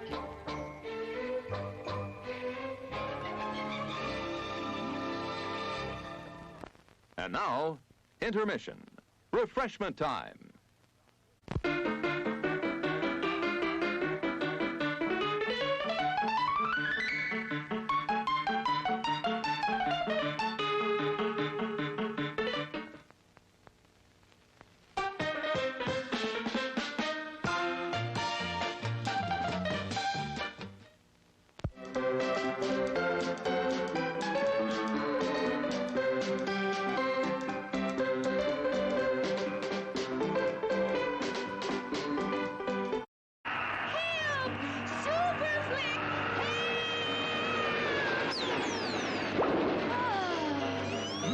Sure is great being in a drive-in watching Super Flick and eating all this great food. This flick is making me hungry. It makes me want to flick my bick. We should have gone to the drive-in where we could eat and flick to our heart's content. Well, what are we waiting for? Well, come on then. I'm going to have a pizza and popcorn and ice cream. And I'm gonna have a burger with fries and a soft drink. Yum, yum, yum. This was a great idea.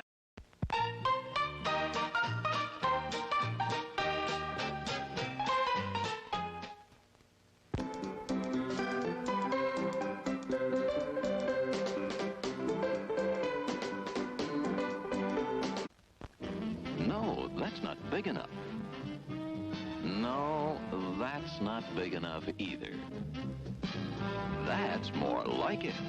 We're delighted to have you with us, and we extend a cordial welcome to you. We've lined up the top stars from Hollywood and from all over the world to entertain you on our giant screen with the new, colorful motion pictures you've been hearing about and reading about.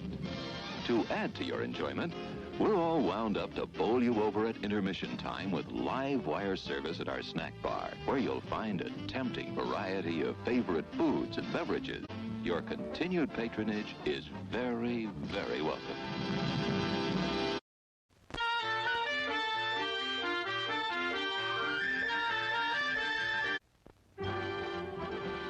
It's intermission. Rise and stretch time. Time to refresh yourself and visit our snack bar.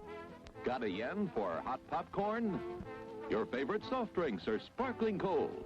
The juicy Frank sizzling hot. There's delicious coffee, freshly brewed, and all kinds of ice cream and candy to tempt you. Showtime will be announced loud and clear to get you back to your car in time. So stretch your legs. Come to the snack bar now.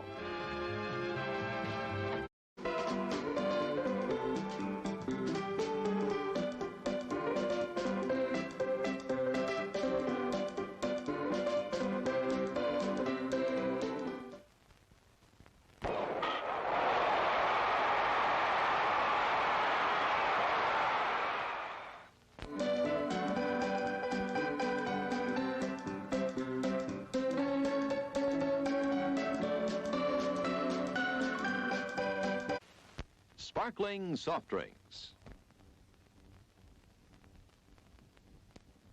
Steaming hot coffee.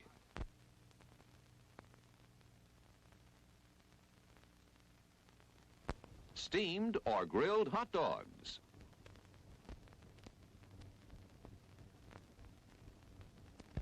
Crispy hot fresh French fries. How about a pizza? None better anywhere.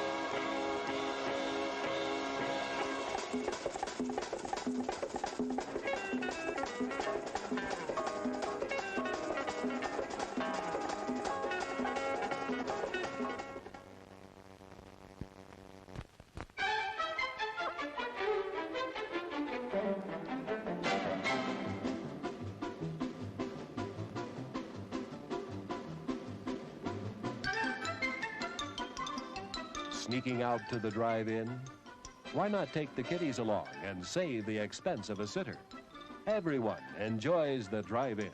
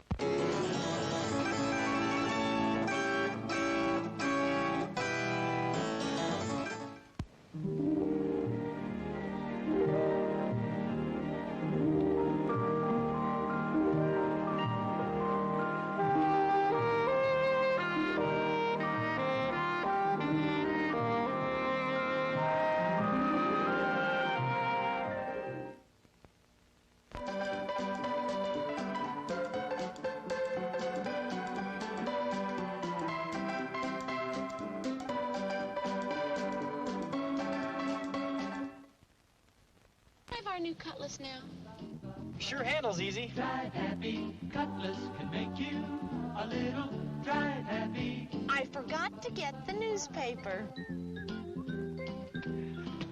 Glad we ordered these swivel bucket seats. Yeah, in case I get to drive someday. The Cutlass S, Oldsmobile's sporty fastback at a price that's less than you might think to help make you really drive happy. Drive happy. Can I drive now? Take a good look at Clyde Garfield's Cadillac and Oldsmobile dealership. And then take a drive in a new Oldsmobile, Cadillac, or one of the fine used cars. Serviced by Clyde's 21 factory-trained personnel and expert craftsmen. Cadillac and Oldsmobile means the very best in automobiles. And Clyde Garfield is the best in dealership and service. Clyde Garfield's Cadillac and Oldsmobile, New England Automobile Village, Route 3, New Hampshire.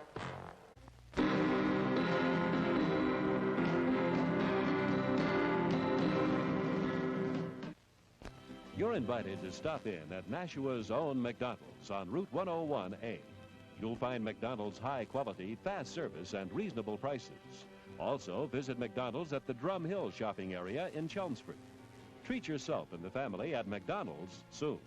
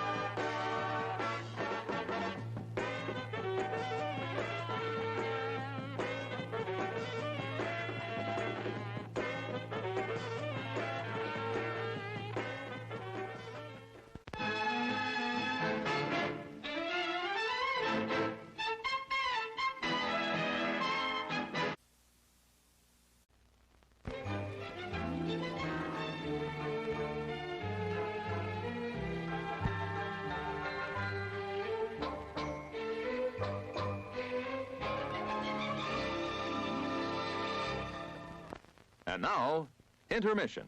Refreshment time.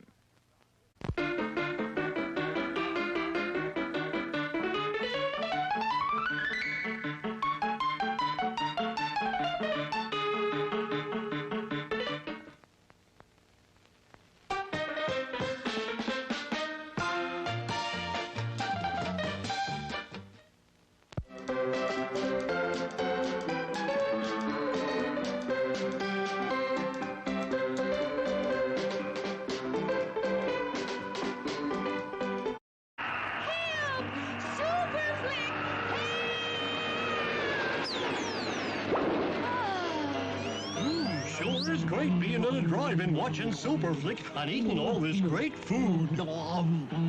This flick is making me hungry. It makes me want to flick my bick. We should have gone to the drive-in where we could eat and flick to our heart's content. Well, what are we waiting for? Well, come on then. I'm going to have a pizza and popcorn and ice cream. And I'm gonna have a burger with fries and a soft drink. Yum, yum, yum. This was a great idea.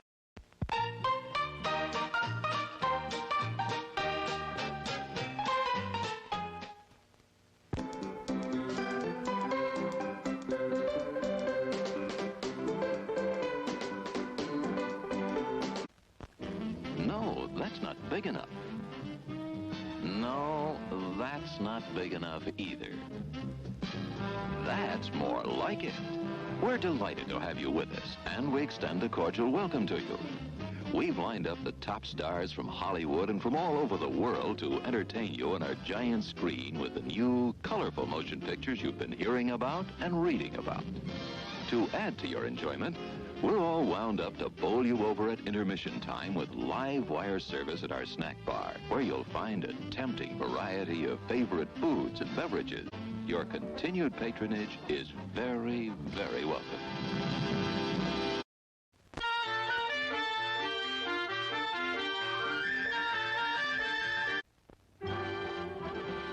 It's intermission. Rise and stretch time. Time to refresh yourself and visit our snack bar. Got a yen for hot popcorn? Your favorite soft drinks are sparkling cold. The juicy Frank sizzling hot. There's delicious coffee, freshly brewed, and all kinds of ice cream and candy to tempt you. Showtime will be announced loud and clear to get you back to your car in time. So stretch your legs. Come to the snack bar now.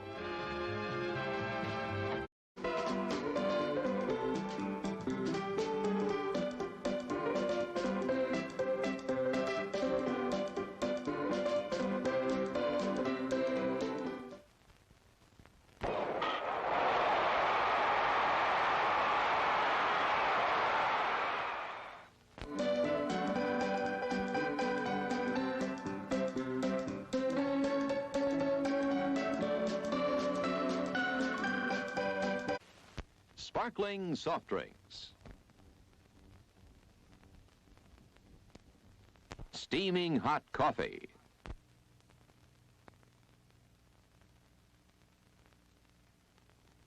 Steamed or grilled hot dogs.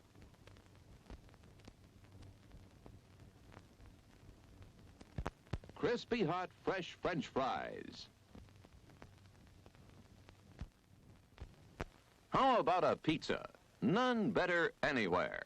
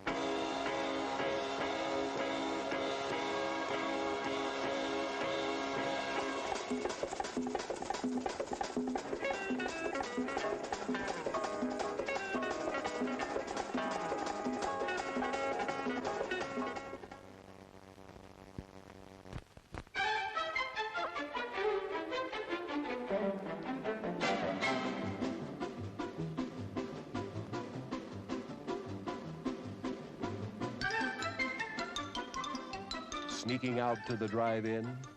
Why not take the kiddies along and save the expense of a sitter? Everyone enjoys the drive-in.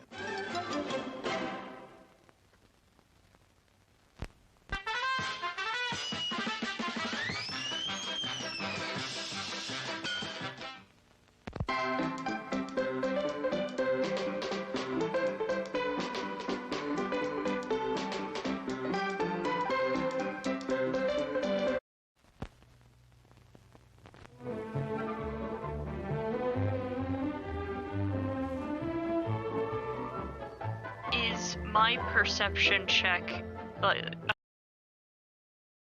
mechanics we put together, is that takes my action? Is that correct?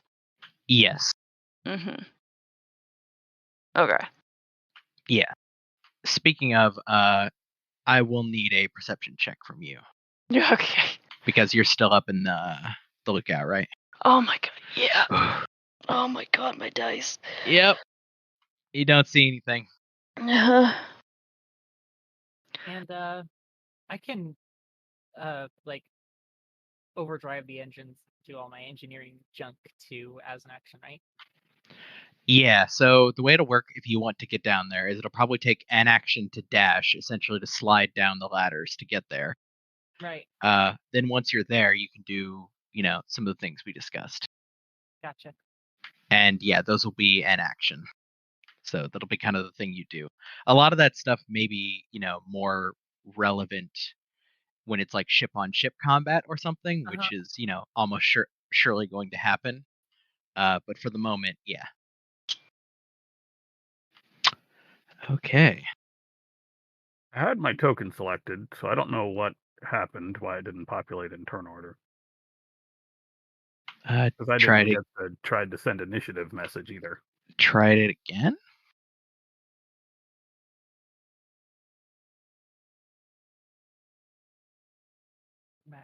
Okay. There we go. Weird. What'd you roll the first time? 24. Okay. Not see it above Max's I might have. roll? Okay, there you go. You did roll a fucking nat 20. Okay.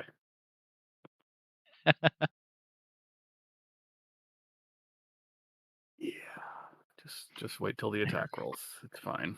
Let me give them in. Ooh.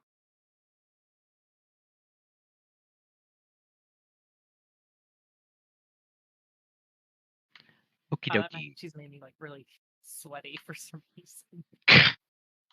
A decidedly sweaty mac and cheese.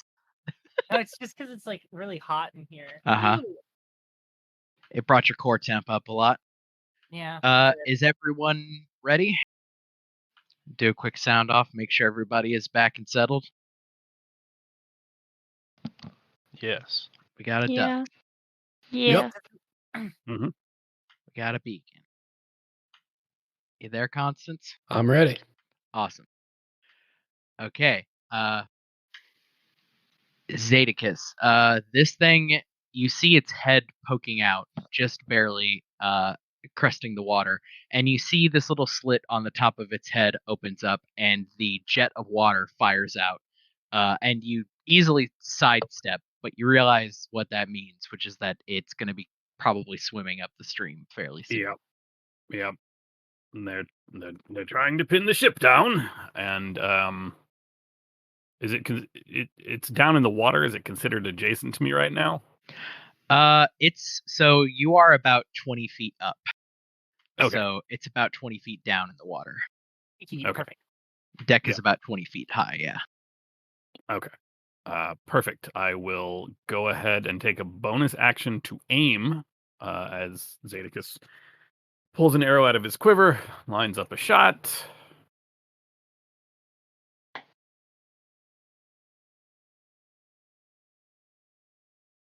Nice. Yep, that'll hit. Okay. Sneak attack, because I had advantage for aiming, right? That's how sneak attack works. Yep. Nice. Or 16 piercing damage. Yeah. You very casually line it up, like close one eye, fire the crossbow bolt, and as it is like kind of starting to like open its mouth in kind of like a hiss, you like catch it in the upper jaw and see it start to thrash. It is very hurt. You could tell almost immediately that fucked it up pretty good.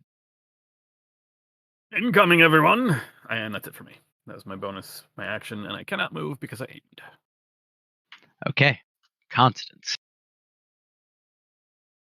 And Beacon is still up in the crow's nest. Is that accurate? Mm-hmm. Yeah. Okay. Constance will walk up here and just say to Sev and Zadicus, I'm sure you two will do a great job. And I will embolden the bond between the two of them. Ooh. Interesting. Cool. And I think that'll be my turn. Okay. Ducks. We got. They're not on deck yet, but you can see over on the other side as well, a stream of water has fired up and is about here. It's about 5 feet in.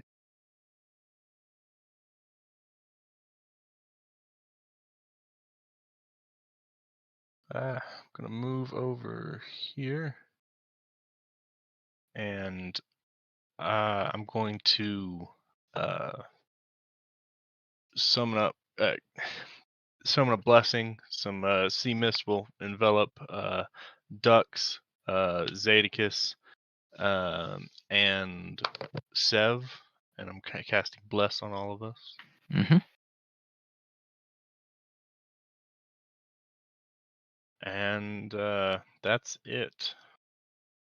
I'm going to presume, unless told otherwise, that means that a few of you have double bless. The two of you do. With the emboldened bond. As long it's as not a bless. Yeah. Yeah, as long as as long as we're stay within 30 feet, bless is on everything. Emboldening bond, you get 1 per turn. Ah, I see. Okay, cool. And that's your turn? Yes. Okay. This one over here streams its way up. You see it's odd because the water appears to be like almost a solid, but this thing seems to like slide into the jet and fire its way up towards you, Duck. And it is going to try to bite you. Ooh. Let's see what your AC is. Yep, that'll hit. Your AC is 18, yes? Mm-hmm. Okay. And it will deal 8 piercing damage as it swims its way up and then immediately clamps onto your jaw or onto your shoulder. And it is currently clamped down, sort of wriggling. You realize like it's keeping itself in place by staying inside of the stream and making it so that it can kind of anchor itself there and try to rip more of your shoulder off. You are all, as you are kind of focusing and looking off the... There goes bless. Damn it.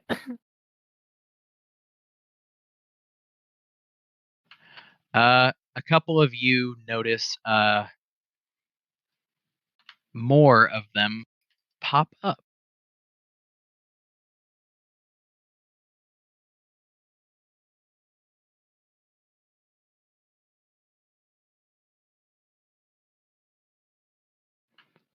As you see them start to crest above. The one over by you, Zadicus, is going to do something similar. It is going to swim up onto the deck and try to clamp onto you. It is going to miss by a lot. So as it like swims its way up, you sidestep, and it is currently locked into position where the stream had kind of ended. and it sort of backs up a little bit so that it's still hiding within the stream, watching you. Roll me another perception check, Beacon. Okay. Jesus Christ. Hey, Ted, I took your dice. Okay. Hey, Ted, fighter sucks. Okay. It's my fault. Okay. Sev, it is your turn. All right. I am going to run my way up under the and just Sorry. Can Go I ahead. use emboldening bond on that saving throw? Sure. My Constitution save. Yeah. Let me roll a Go for it. d4 and try to keep bless up. Okay, we are still blessed. You're good to go. All right. It is good for us to remember core mechanics. Mm-hmm. Good. Okay. So Sev is Hell gonna run, plant her feet with a big old wide stance, just like point a giant knuckle at it and a huge grappling hook slides out like a compartment on the top, and I will cast Thornweb.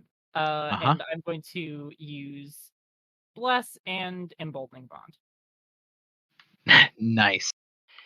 Yeah, you extend your hook, and for a moment, it looks like it's going to wriggle out of the way, and then you just whip your fist sideways and kind of latch it around, and you yank it, is it 10 feet towards you? Yeah, it's 10 feet towards me. Out of the stream. Yeah, so it's currently flopping on the deck, as it has been yanked out of the stream. And Woo! yeah, Teamwork! it's flopping and gnashing at the air and biting. It looks fucking furious. You see now from up close, this kind of like slitted gap up above its sort of beak is opening like it's getting ready to spit out another one. Beacon, give me a perception check again, as you're now looking furiously. Luckily, or unluckily, you now see it. You're the only one who sees it at the moment. Let's see.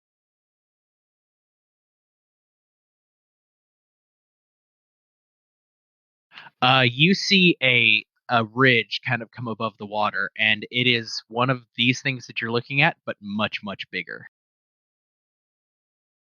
And it is clearly working its way. It obviously was layering down something on the whale for a moment, but now it is moving towards you.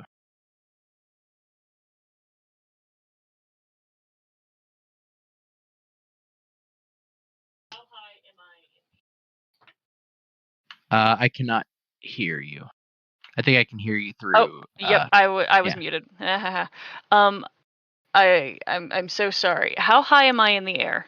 Probably about 80 feet. 80 feet. Okay. Mm-hmm. In that case, I'm going to climb down rigging. I have a climb speed. Mm-hmm. I'll get 30 feet. And then as a bonus action, I'm gonna put myself here to help myself remember a little bit. As a bonus action, I'm going to form my echo another 30 feet down, so that one is 20 feet from ground level, from the deck, I should say. And then as an action, I am going to call a direction for our Fearbolg, but that requires me do the check, right? Mm-hmm. Yeah, that's a perception check. Yep. God fucking hell. Jesus Christ! Oh my god! A bit rusty. Yeah. So let us consult. Yeah. So go ahead and roll the attack, and then we'll subtract I believe it is. It is 2, yes. Proficiency On bonus. a 9 or lower, subtract proficiency bonus, which is 2. Yes. Okay. Oh. It might not be populated, or sorry, the next one I think is populated. Oh, yes, I see it. I see it. Yep. Oh. Yeah. That'll do. Okay. She laughs wildly as she Jesus. Jesus as she ratchets Christ. it back and fires an enormous fucking bolt. The bolt flies out and slams into something in the water, which you all now hear it audibly like hiss in fury. Those of you that can't see it yet can hear that whatever it is quite a lot larger than these littler ones. That's bonus action, movement, and action. So that's me. Yep. Zadicus. All right. How close is this one exactly? It tried to bite me. You said it backed up. I assume it's next to me. Yeah, it's right next to you. It's Okay. just sort of backed up into the stream a little bit to like watch and wait for its next like dart forward, but well within stabbing distance. Yep. Also, to be clear, this one is fucked up. You shot it like through its upper jaw, and it is not very clearly not doing well. Zadicus, instead of reaching for an arrow, just reaches to his belt, pulls his short sword. I will again take a bonus action to aim and then just stab. Because I would. Actually, I won't bother to aim because I want to be able to move. Mm-hmm. I don't think I That's ever an rolled damage 11. for.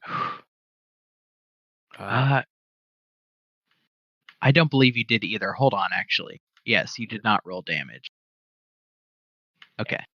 Cool. Whoops. Sorry about that. Okay, Zadicus. An 11. I'm gonna go ahead and add the bond to that. Uh-huh. So 15. Nice. Okay. Plus 3, 11. Yep. That will hit. No, I'm sorry. I can't do math. 13. It's 13. 11 and 2 is 13. Okay. Yep. So you're lucky. Meets beats. Number acquired. So this is without sneak attack, so it's only the 9 piercing. Yep, that finishes it off. You just reach forward, basically reverse grip, and just stab it down into its brain. 30 feet of me. Zadicus will run down the deck. 5, 10.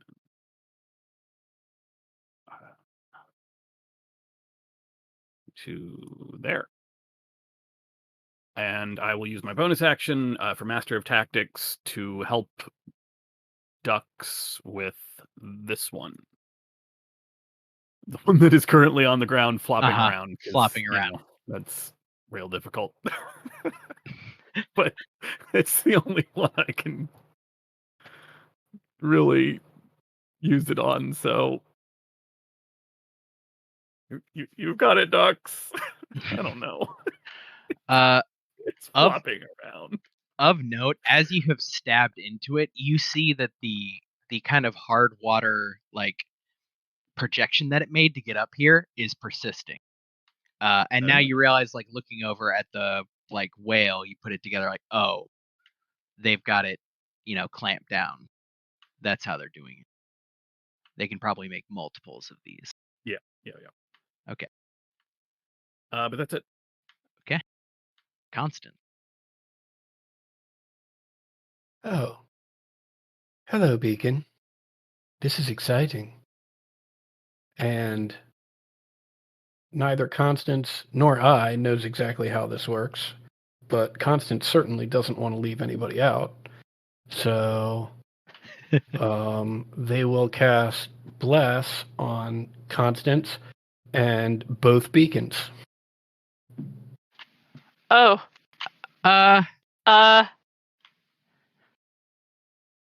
I fortunately do not think that is necessary. It isn't, but I appreciate the reason you did it. Yes.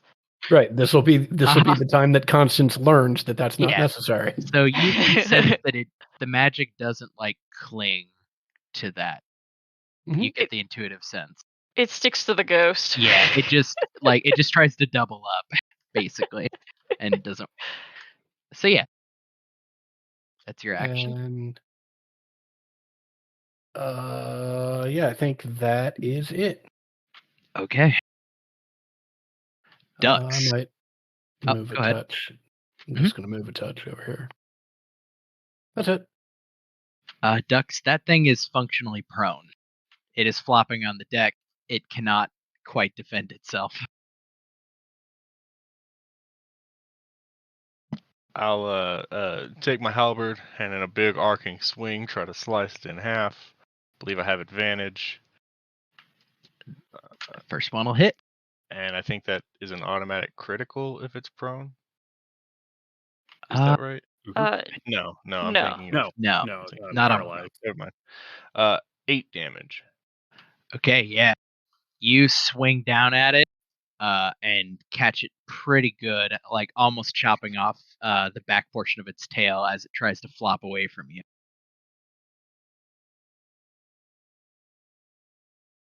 Okay. That's it. Okie dokie. This one, like, again, gnashing and spitting. You see it turns its head and a jet like goes straight up as it rides the jet up and then darts out sideways to try to clamp onto you, Sev. That is what is your AC? It is 15, yes? My AC is 15, yes. Yes. Okay, so I rolled a 16. I'll hit. I'm gonna go ahead and that's a bonus action. Never mind.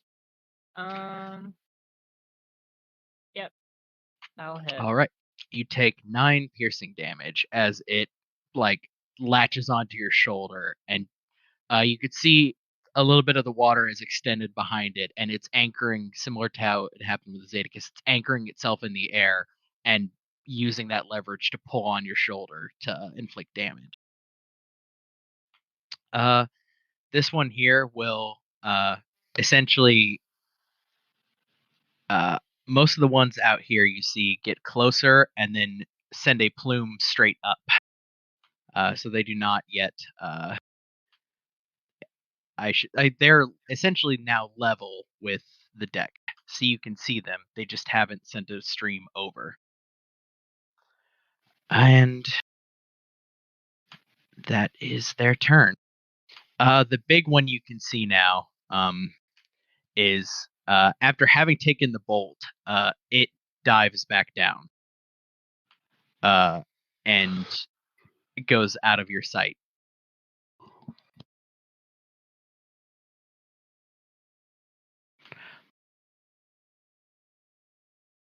Sev. Okay. From the same compartment that the grappling hook came out of, you hear like a spinning and a kerchunk of the crossbow, and she is going to try and go ahead and attack the one on her shoulder. I assume at disadvantage, right? Because I'm like technically grappled. Yes. Okay. It's not grappled, but it's within melee. There's one disadvantage, and then I'll roll again for the 15 plus the bonds. Okay, both will hit. Great. Pew pew. Yeah, you, as it's like clamping on, short range, basically hold your fist like over each of its eyes and drive a crossbow bolt in almost like a nail gun into each of its eyes as it flops dead to the deck. Ow, that hurt. Is it a free action to high five ducks? I'll high five. Yeah, you can high five ducks. I'll give him a big ol' high five. and then use my. I think I'm good next. I'm good next to Constance. I'm okay right here. Okay. Beacon, you're clocking it. You saw it go underwater. If you want to try to give a perception check with advantage, see if you can track it. Sure. Let's see what advantage does for me today, huh? Hey. Okay. You know exactly where it is. It has essentially tried to, in a very like predatory fashion, is trying to go around the side of the ship. It is a little ways into the water, Mhm. but you think Helen can pull a shot off. Yeah, I call out coordinates to her. Mm-hmm. Okay. So 17 plus 2. 19. Okay. Is there any disadvantage for it being underwater? No. Okay. You've got a beat on it. That hits, right? Yes. Okay, sorry. Well, yeah. So it's the perception check, and then I think you roll this one flat. Or actually, no. You had. Let me actually pull this up. A 20 plus, add full add full perception score. Shit. For So the that's a 20 6. plus. Yes. Yeah. So it's 17 plus 6. So it's I mean. To the attack roll, that is. Yeah. So yeah, Yes. you did it right. Yeah. Okay. Yeah, you call it out. You see very precisely, like almost exactly in line with your measurement. She turns, and because she does not aim, she is not aiming. She is moving the mechanism and firing. You see, it's a little ways into the water, but this enormous bolt ratchets out and slams into it. And again, all of you hear it scream and can see like a plume of water as it's thrashing around. And that was Ghost Beacon, who's the only one who spoke. But can, let's see, move 30 feet. Oh fuck! I have a higher movement speed than 30 feet. I have 35 feet. God damn. Oh shit! Yeah, you have that. You have that. Yeah. Mhm. Okay. Fuck. So I'm 80. I was 80 feet. I'll just stick with my original math. That's fair. So 60 feet down, and then 20, and that leaves them with 15 feet of movement. 1, 2, yeah. What is happening with this one? It is currently resting basically on top of a pillar of water it is shot. It is not arcing towards the deck yet. It appears to just be looking. Okay. Because it has heard the cries of distress and death from the ones that fired their way up there before. Okay. So it's about eye level with you, that distance away. Okay. Then I can only move 35 feet down still. That's action and bonus action as I understand it. I'm still trying to get the grasp of the movement of the echo, but that's odd. That's all I'm gonna do for now. Okay. Okay. Zadicus, roll me a, let's see, nature check with advantage.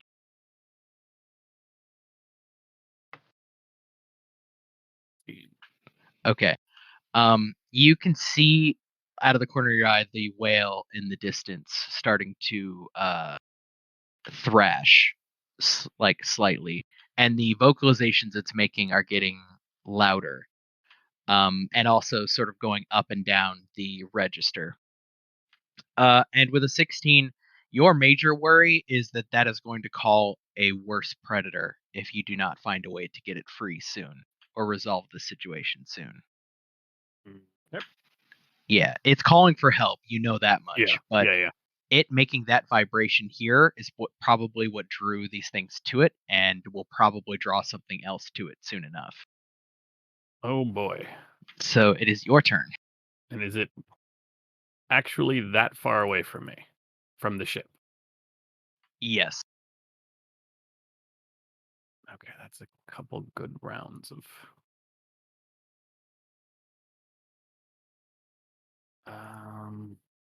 Also, all of you can see the big one over here writhing around with a bolt in its side. Like, it hasn't gotten its bearings yet. Out of my Master of Tactics range. I will. And you said these other three have popped up around the ship and are at eye level. I will go ahead and aim at this one down here because it is the farthest away from anyone else. And that's my bonus action to take a short bow shot. Takes a second to put the sword away, draws an arrow in the same motion, takes aim, takes a shot. 21 to hit. Yep, that'll hit. This gets my sneak attack. For 13 piercing. Okay, again, super precise. Still terrible. But... You fire into the top of its upper jaw. It doesn't quite catch as well as your first shot, but it now is like kind of thrashing and has slid back into its slipstream a little bit. Okay.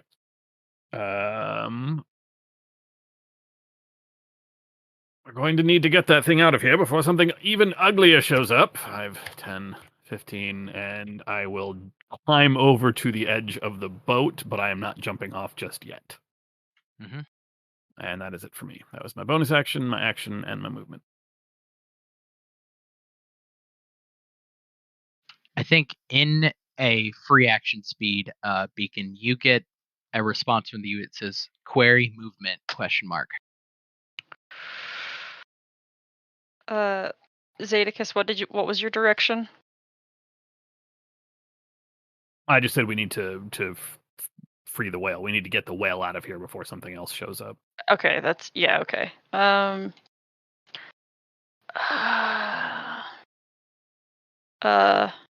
Dead ahead. You hear acknowledged. And it is Constance's turn.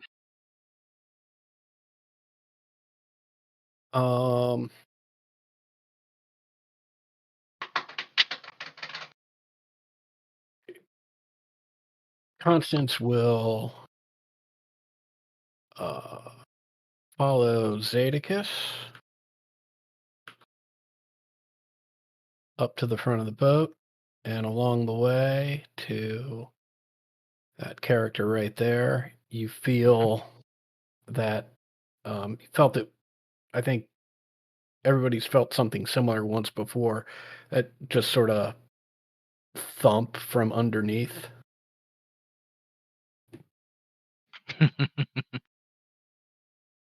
All right. Let's see. Failure. Roll me that damage. It has taken damage. So it's a D12.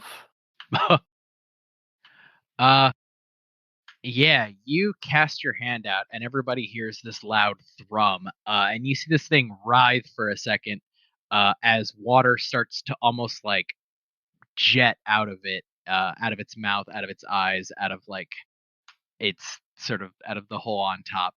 And it essentially vibrates apart.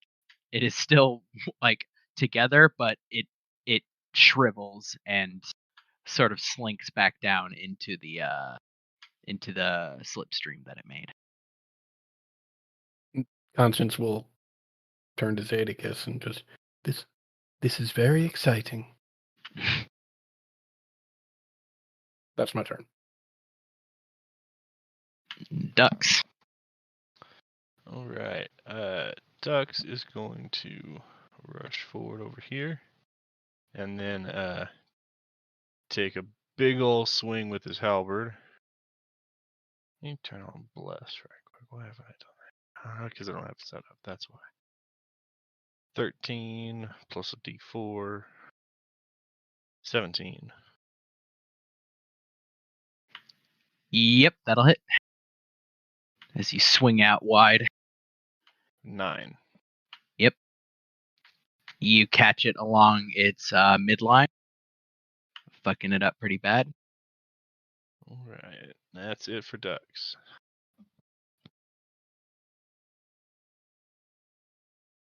Okay. These two over here both turn like this one kind of turns towards this echo of beacon and is going to open its mouth and fire what looks like a more compressed version, kind of like a dart of its stream. 13.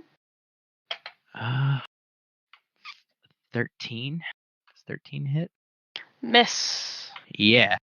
Yeah, the echo dodges it with sort of probably dismissive ease. And this one over here is going to try something similar on ducks.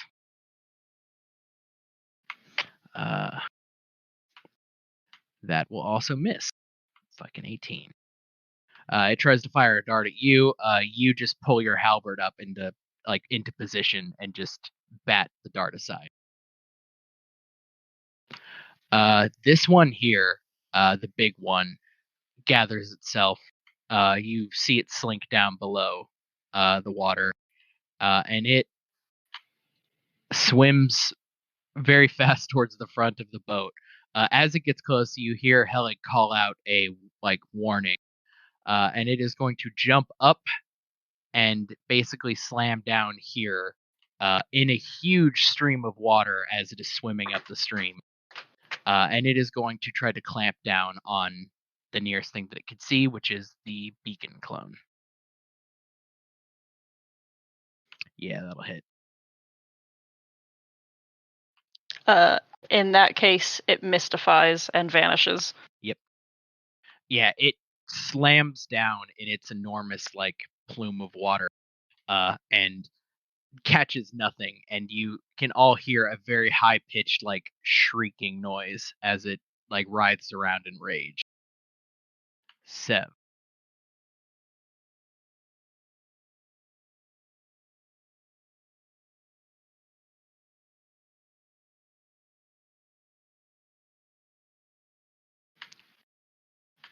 You there, Seb? Yes. Yes, I am. Sorry. Great. Wow. Sev is going to... Sorry, I need to do some geometry here real quick.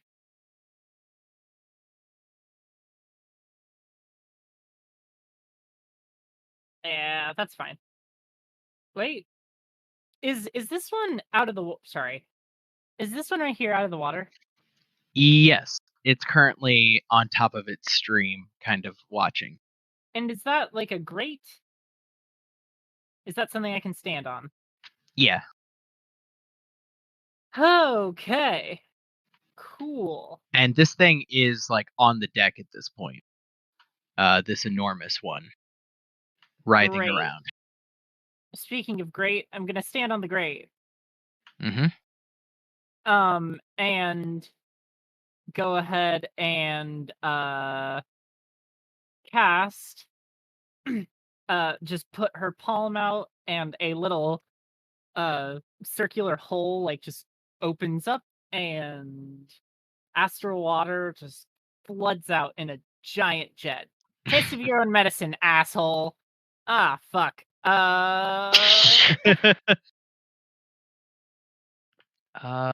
Big one saves. Little one does not. Great. 4 acid. Yeah. Oh no. As it the acid catches on its stream and just starts to burn as it shrieks. Great. And Isn't caustic brew? It takes damage regardless. Just if it fails, it gets stuck to it. The acid gets stuck to him. Populate it for me. Sorry. Yes. Deck save or get covered. They take the acid at the start of each turn. Has to use an action to get the acid off. Use its action to. Okay, so that one is just covered. It doesn't say anything about taking the damage. It'll take the damage on its turn. Now that's covered. Okay. Yeah, it is. Go ahead. Yeah. Also, it also says concentration for up to a minute. I don't know if that's the straight line attack that continues for a minute or just the duration of the acid. I think it's the acid. It's the acid. Yeah. Oh, okay. So you've basically injected some acid into the stream with it, and it's trying to get away from it, but it is constantly affixing to it and burning it. All right. That was pretty good. Is that your turn? I'm going to after that the tube of astral water refills rapidly, and I'm going to cast defensive field. Because this is about to get very ugly for me very quickly. I don't think defensive field is going to do anything for me, but oh wait, hold on.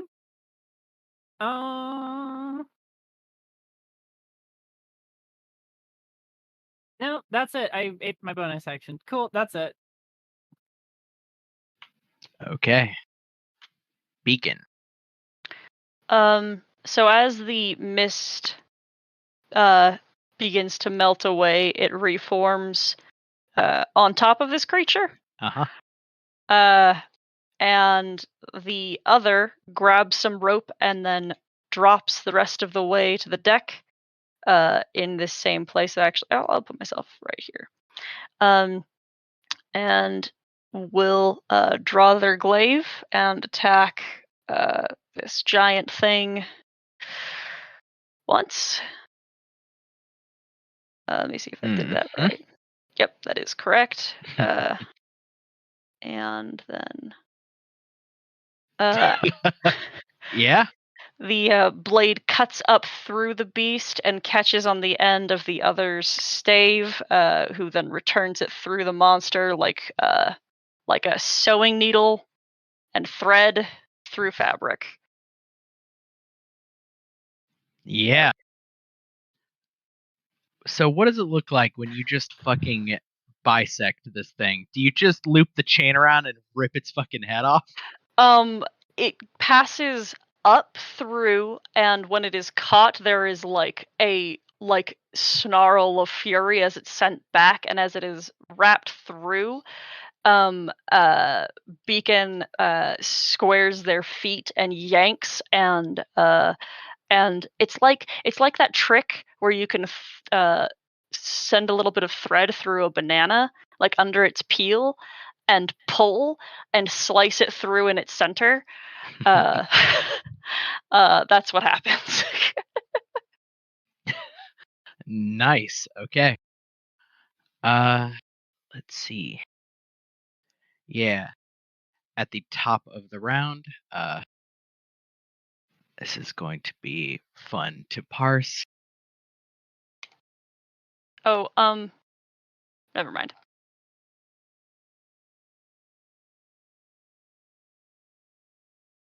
The UE is going to, you see the thrusters turn on as the jets on either side kick on, and it is going to boost itself forward.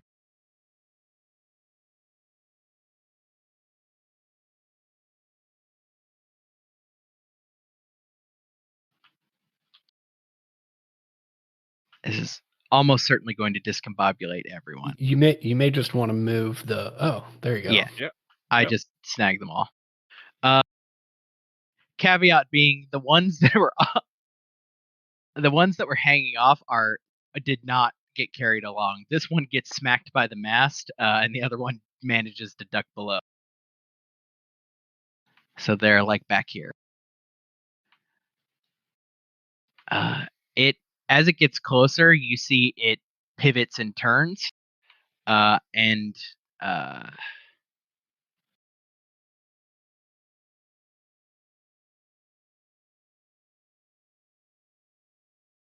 see.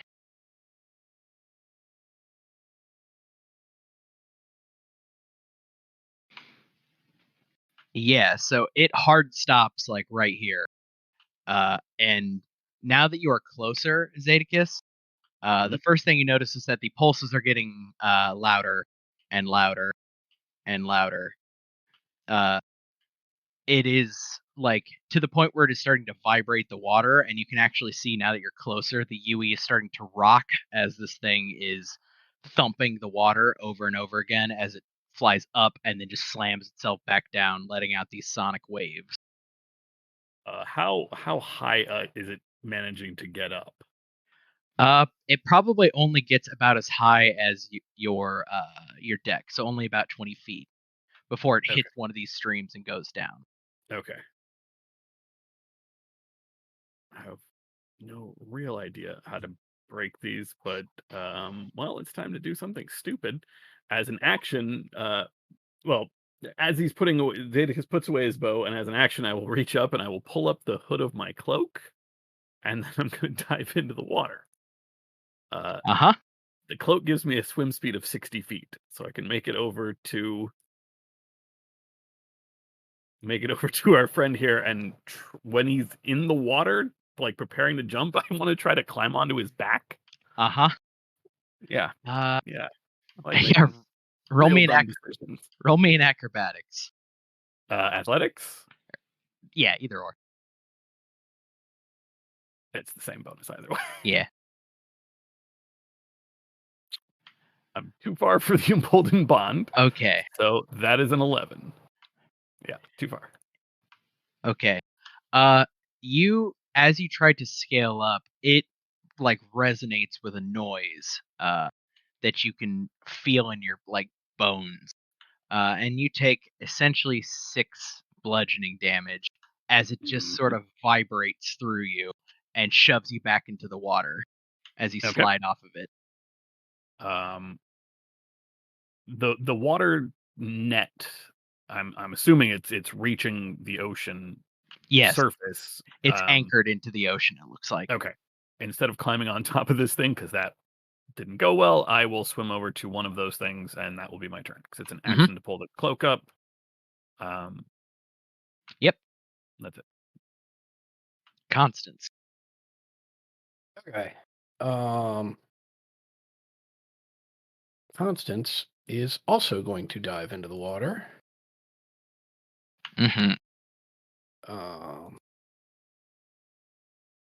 10, 20, 30.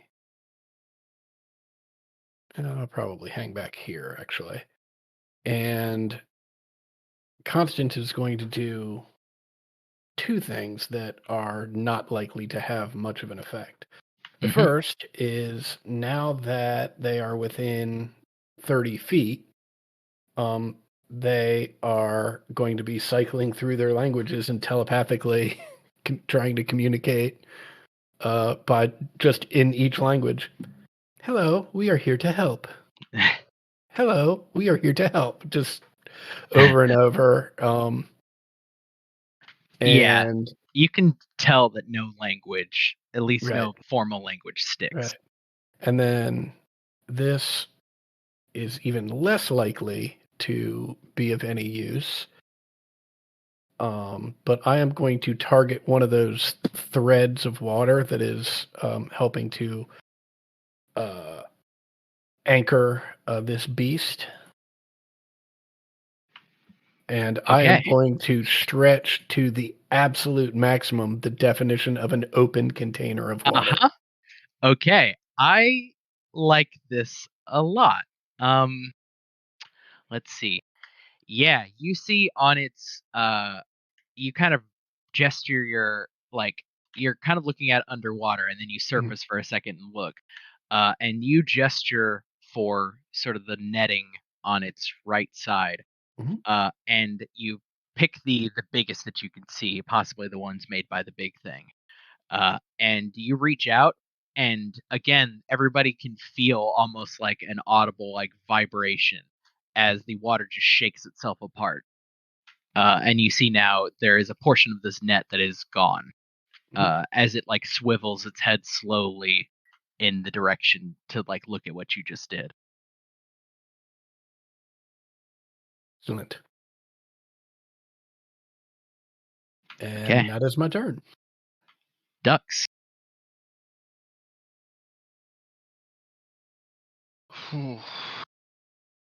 Ducks doesn't know what he's gonna do. You can still see back behind you these ones like floating in the air, hissing. Just way back behind you. Yeah, that's out of Dux's range. Let's see. Ducks could jump in the water and swim, but he can't do anything to help.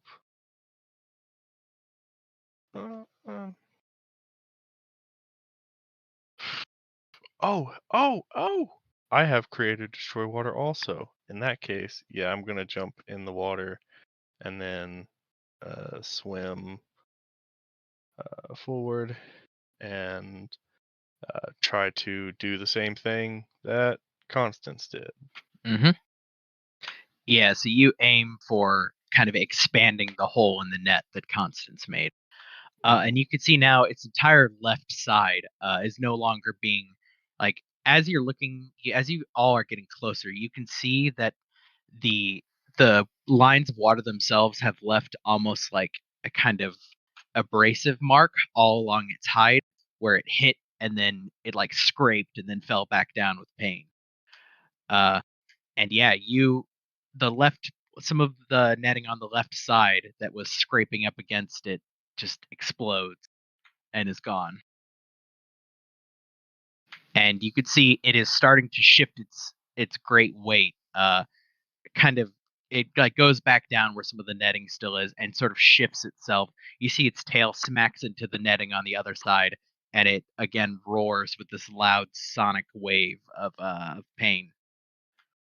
And yeah, these slip streamers both basically land back down in the water, and you don't see them if anybody was looking. Sev.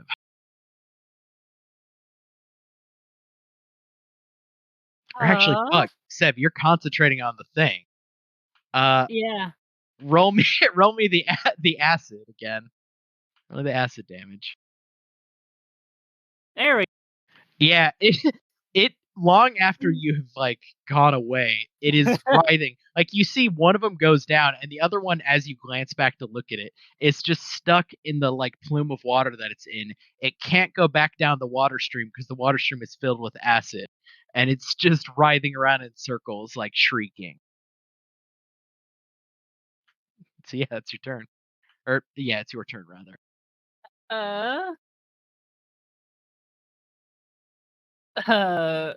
If she can, she's just gonna go ahead and walk up to the railing of the ship and just be like, "Huh, well, glad to see that works." And ka-ching, ka-ching. Oh, do I still have bless? Yes. Yeah, there we go. Over onto the ones over here. Who are left in your wake. Oh, I'm sorry. Yeah. Yeah. Never. You would need to go back their ways. Yeah, if then you like. I can get Yep. there and then go ahead and Yep. Dead on. Cool. That hit? Yes. 11 and a Or, hold on, no. So the first one is an 11, right? Mm-hmm. Okay, that doesn't hit. And then the second one is an 11 as well. Okay, right? Yeah. You fire both pink pink. And its writhing just makes it too hard to hit. It's not like a stationary target anymore. It's spinning around in circles wildly, like shrieking. She just sort of shrugs and like leans back on the railing and is like, "Yeah, I'll come and pick that one up later."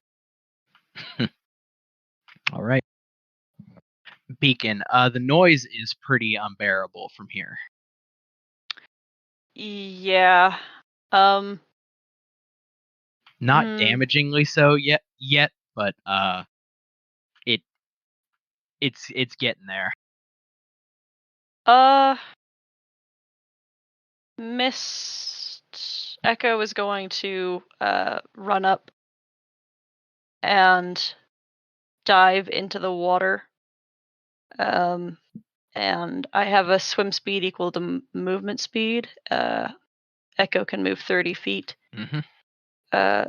So I'm going to throw them in there. Then at the sacrifice of 15 feet of my movement, Beacon will swap places one with another. Mm-hmm. And then the other will swim the other 1, 2, 3, 4 to there.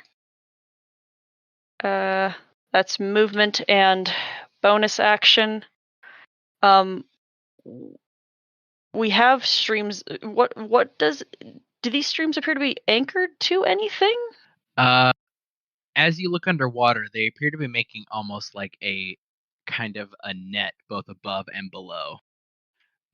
They're anchored only kind of to the surface. You see it's kind of mirrored above and below where they're anchored in, at least in terms of like their beginning point on the surface, to kind of keep it from going above or below.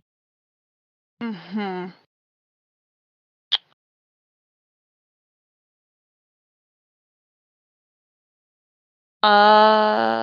The thing I can think to do would be to tragically to action surge to get closer. Mm-hmm. And then attack the netting. Okay. Give me an attack. Let's see. Yeah, I think you can snag one of these. Go ahead and give me a damage. Yep. You kind of, as you like hook it, it feels weirdly solid. And it just takes you a second to just pull. And once you break the kind of surface tension of it, it collapses in on one of these larger streams. And you see now it has a little bit more room. It's starting to shift itself to the left to try to get free. Okay. That's it. Okay. So, I suppose in free, you are kind of telepathically linked to it constant. And it doesn't seem to understand what all of these little things in the water are doing swimming around it. It can feel that it's getting free, but it doesn't possess the intelligence to like properly understand that you are trying to help.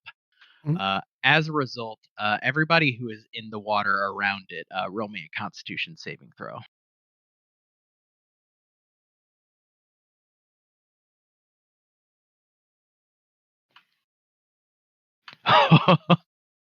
Okay. Each of you takes, except Duck. Duck. So it basically jumps up and then sort of almost barrel rolls itself to the side as it tries to get to the side that it can free itself on. And a little bit of its fin on its right side catches part of the net, and you can clearly see it like skim and it hurts it. And it bellows underneath the water. And again, all of you feel this kind of wave pass through you. You even see the ship kind of rock. And Seb, you can sort of feel it in your feet as the sort of like tone resonates its way up. And each of you takes 6 bludgeoning damage that failed to save, which is everybody but Ducks. Ducks, you lean into it and just ride it out. Like a wave hitting you, you just lean your shoulder in and plow through it. Zadicus. Nope. Yeah, you're good to go. Okay. I was just checking. Beacon and I are still blessed. Mm-hmm. I don't think that there's a whole. I mean, I guess I could short sword one of these, but I think having seen the damage that Constance can do to the netting, or ducks, although Constance is closer and also smaller, if I can, I will dash. I will swim over to Constance. Grab on. We need to get you to the other side, and then I will. I have a swim of. I have total movement at that point of 120. Mm-hmm. Which can get us under the beast. Yep. And You to the other feel 3 tentacles wrap around your forearm. Okay, that's weird, but let's go. Yep. When So, then... yeah. You skim to the other side of it. Mhm. You crest. You have to go under a ways, but you crest underneath the bottom portion of the net and arrive on the other side. Yeah, I've got a spare 25 feet to go under it. Well, I'll go a little bit farther out so that we're not right next to it, but I will end up there. Yeah. And per like your observations of it, that probably is a good move because you can feel its vibration is very directional. It was sending it out in the direction of you and the boat. Got it. Mm-hmm. And that's it. Constance. All right. Seeing as how it worked pretty well last time, this time I will upcast create or destroy water, so it'll double the amount of water it will destroy. Okay. Yeah, you are positioned right where you saw its tail catch as it tried to turn. Do you say anything to it mentally with your connection open, or try to impart any kind of information?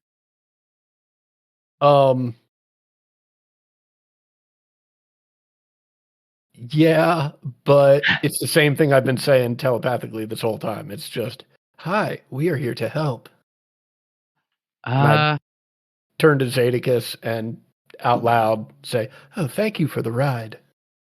Roll me an animal handling check with disadvantage. Mm-hmm.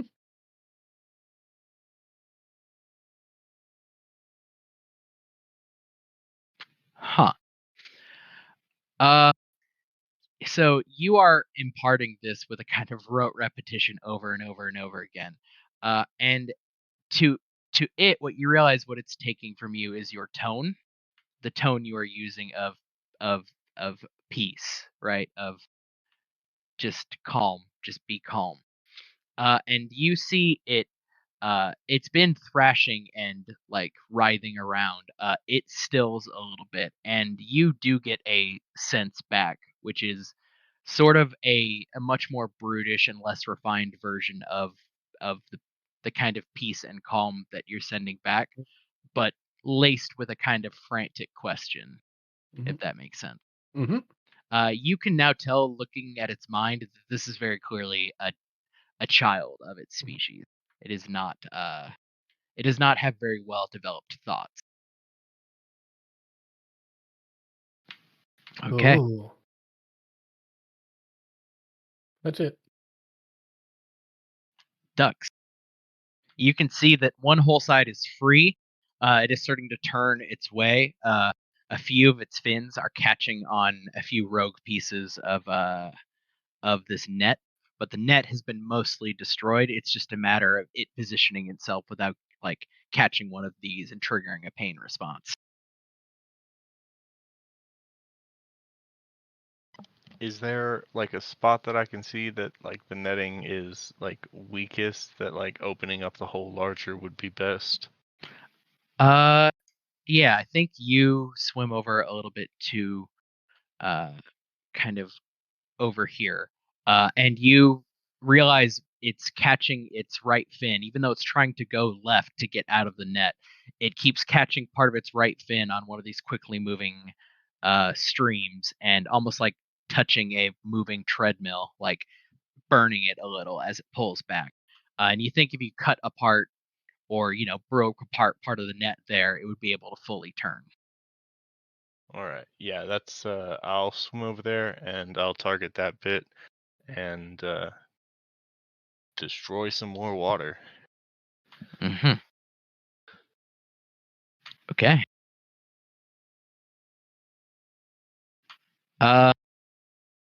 This one here continues to burn, Sev. So give me the damage. All right. Another 4. Okay. The other one is gone as far as you can tell, and this one again is just confused and writhing in acid in the air. Sev, it's your turn. You can just see it writhing around. I'm gonna go ahead and make my way, I guess, jog over with my dash to the front of the ship and sort of assess the situation that's going on. You said that there were streams like above water and below water, right? You can see the ones above water, although you see most of them have been destroyed. There are still a handful you could probably reach out and pull just to make it easier. Reach out? Did the ship get any closer? No. I suppose reach out if you have a spell to do so. If not, yeah, you're still a little ways away. I mean, I have Mage Hand, but I don't really think Yeah, that's that's probably not.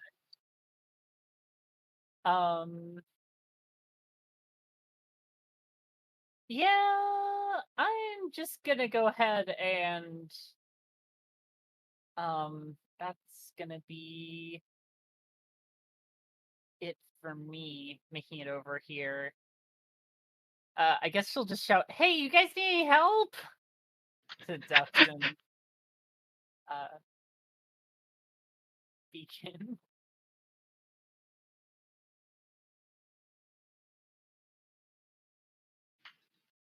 Beacon, it is your turn. And you can respond to Sev if you wish. Yeah, they do by screaming at her that I'm right here, and then suddenly vanishes. I'm gonna move here, and then have this one be summoned under the whale, like here. And that's a 9. Yeah, I think you try to like grab one of them under the water, and it's just a little bit more difficult to get the surface tension pulled, and you kind of glance off of it, almost like a physical object. Okay, and the other one is fully underwater, so should be rolling at disadvantage. Is that correct? Yeah. Okay. Yeah. Okay.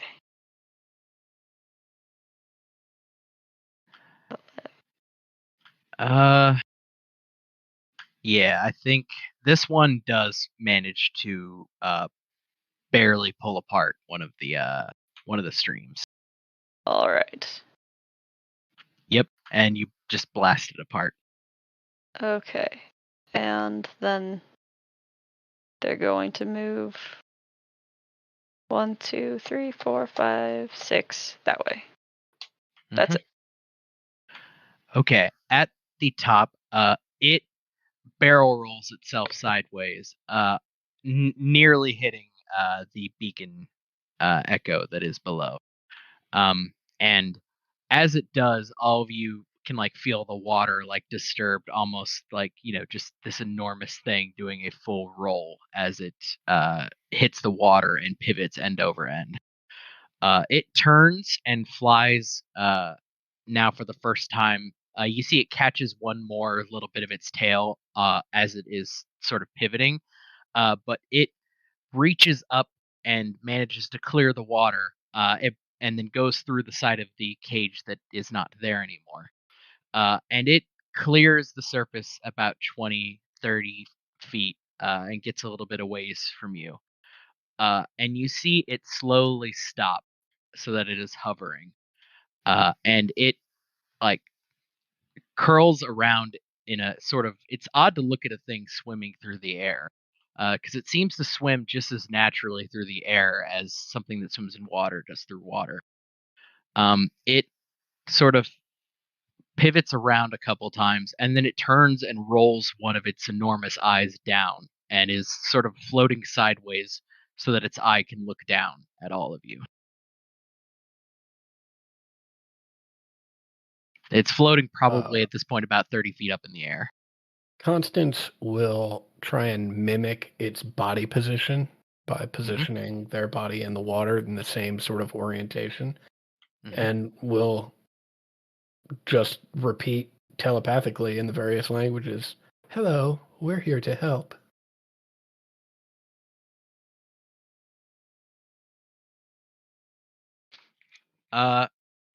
You get just a feeling back of like extreme fear and like trepidation, but curiosity of clearly a child, even as traumatized as it currently is curious about what these little things are and why they helped it, which it seems to, from what your telepathic bond is conveying, it seems to be slowly understanding, at the very least, that you all were here to help it. And I think we can go through an initiative if anybody has anything they want to do, or we can exit initiative and kind of just play this out. We'll go through the initiative order once, just to let everybody have an opportunity or a space to do something. So Zadakis. Zadakis is sort of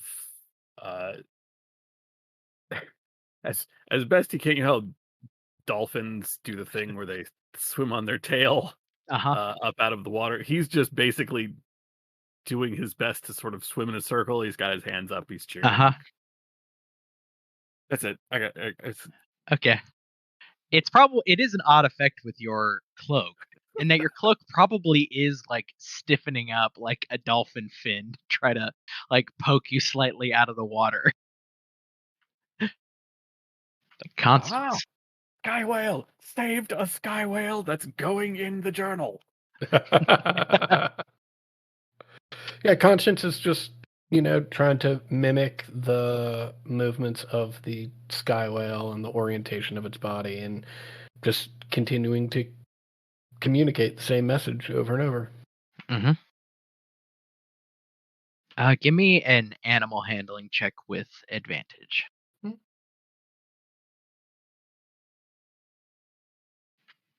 Okay.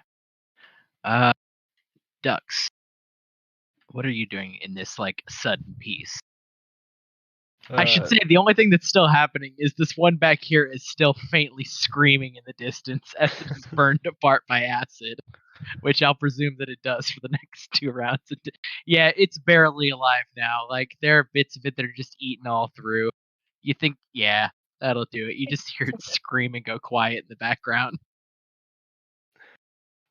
Ducks just kind of like lays on his back with his like hands behind his head, just like swimming on his back, kicking his feet, just laughing, cheering. For flavor, the astral sea is always fairly warm when you're not next to Svartholm or somewhere that is making it cold. It is usually like kind of like bath warm. Yeah, he'll just start very like lazily swimming his way back towards the ship a bit. Alrighty, Sev.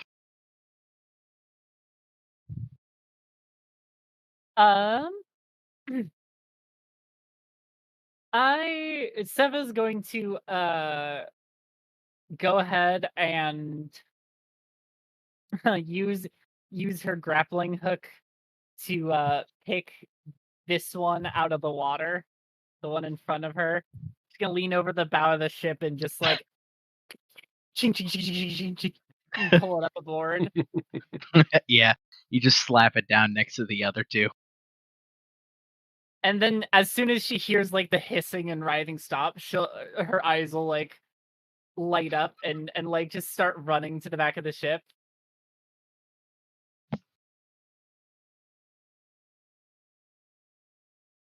All right. Beacon? What can only be described as something I can't hear you through you. Oh, there we Can hear go. you. Yeah. Something freaky, which is that the echo vanishes and then reappears 30 feet ahead, and then the flesh vanishes and appears like end over end, just essentially mystifying and reappearing as they tandem swing themselves to the boat. Yep. Finally, with just the echo at the top, and throwing out lifelines for those overboard, including their other part. And truthfully, it looks weird as hell. Yeah, it's definitely juddery and kind of like it's not anywhere kind of fluid. It's very like stop and start in a kind of like horror movie way. It's kind of like watching a shadow step happen, but in daylight, and Yeah. there's a lot of smoke and like displacement of water. It's strange. Alrighty. So yeah, we are out of initiative. You see the whale lowers itself back down. It is still rolled on its side, but it has gotten closer. You see its eye, which is like essentially the size of one of you, is opened and looking down at specifically you two over here.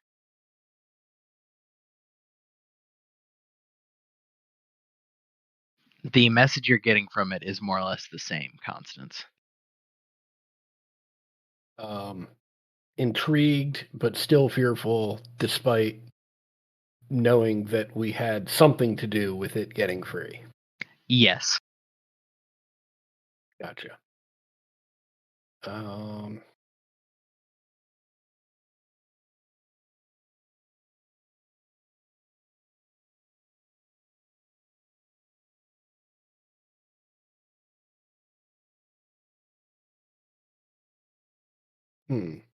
Okay. Well, as a parting gift, I will continue to communicate the same thing that I have been communicating. And I mean, this will ultimately be useless, but it's a nice gesture. Okay.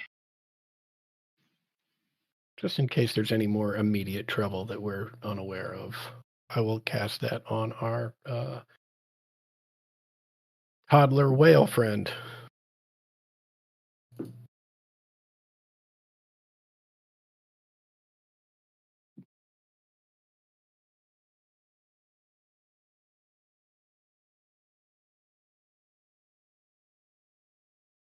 Atticus, I believe we've done a good job. Very right. Very right. We should probably be getting back to the ship. Oh, look at it. It is quite majestic. You should see them when they're full grown and traveling in their little pods. Well, I say little. They're huge creatures, and there's dozens of them in a pod. It's quite breathtaking. Quite dangerous if you're trying to fly through the air at the time, but I hope to see it someday from a safe distance, of course. At that, you see its eye swivels up as you all hear an incredibly loud noise. Again, goddamn it, Beacon. It's fucking loud. Like, it's Beacon louder than this one was. The echo just shrieks and then vanishes. Yeah. And up above the cloud line, you see four.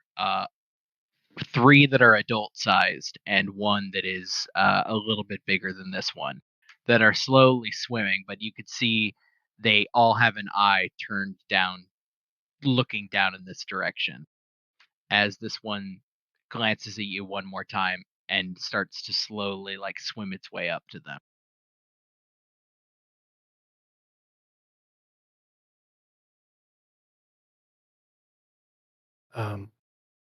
Zadicus, do you think we are better off making a dash for the ship or not moving at all? I You imagine see, that. you see the biggest one is starting to descend from the clouds to meet the child halfway. It is moving a lot faster than the child is. I think if we just take our time, go slowly, don't look like we're chasing them, I think we can head back to the ship. Very well, then.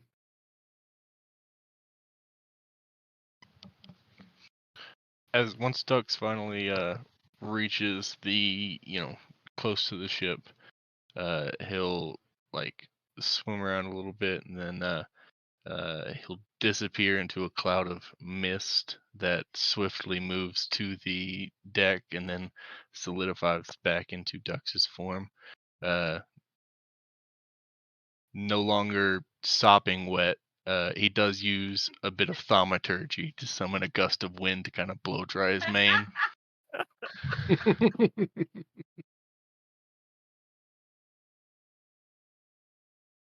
Do that like cartoon puff out, like.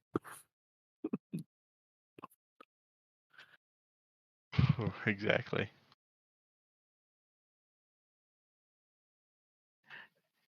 So yeah, you are all taking a moment on the deck, with these fucking corpses like laid out. Helig is laughing and clapping her hands together, and she goes, "I heard the hit. It's great job, Beacon."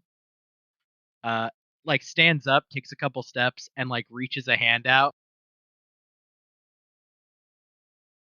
Is it? Yeah, you come here now. Yeah. They take a minute and then go and kind of limply put You're their leaving hand. me. Yeah, you're leaving me hanging here. Yeah, kind of. It's weird. Yeah, like grips your palm and then just pulls you in. It's like, finally, I have your bow pair. This is excellent. You did great. Please stop. Okay. Sets you down and gives you like a gentle nudge away. I'm sorry about that. It has been a long time. You understand. Yes. We start walking away. Mig's head pops over the hatch, like up through the hatch. Has the situation been resolved? Oh, yes. These are quite interesting. What Yeah, are we're these having a creatures? fish fry. A fish fry? I don't know if these things are gonna taste too good. I mean, you're willing to give it a try, I guess.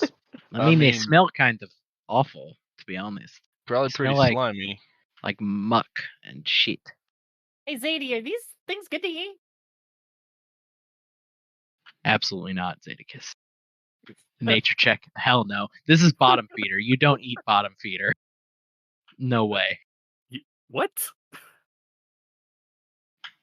Cody don't know. All right. Yeah, I don't know. Not here, you don't. Not in Fair the enough. sea.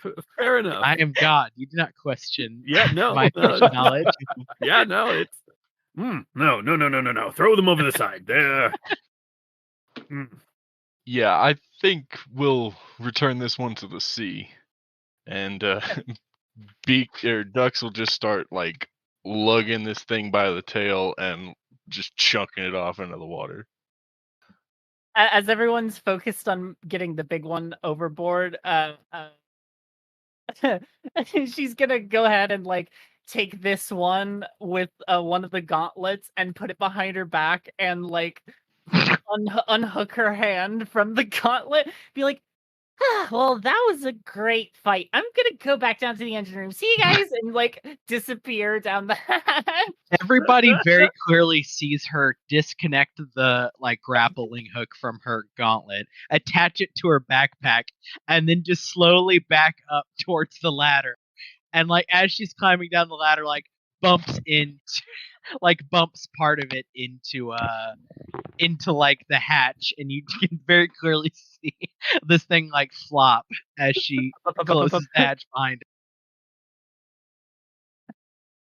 Yeah, like No, like the, no, no. like the tail gets stuck and Yeah, like like crunches as you just force it through.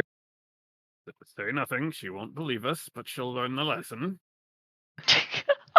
Good night, Sev. See you in the morning. Mig takes like at this point, having seen Sev dash past him and down the hold, says, "It is good that you are combat proficient. I assumed as much given the bar fight, but this was a conflict of a different scale. It appears you comported yourself well." Yes, everyone was very satisfied. "Indeed, we are well pleased." Glad to hear it. Glad to hear it. "Did Helic finally get to hit with that bow of hers?" "Yes, I did, Mig. It was fucking... it has been quite some time. It has been too long. Your instructions are shit. Beacon understands." The echo before vanishing nods, all too proud of himself. "You should take lessons, Mig. For someone who has robot eyes that go... you should be able to see farther. And do better."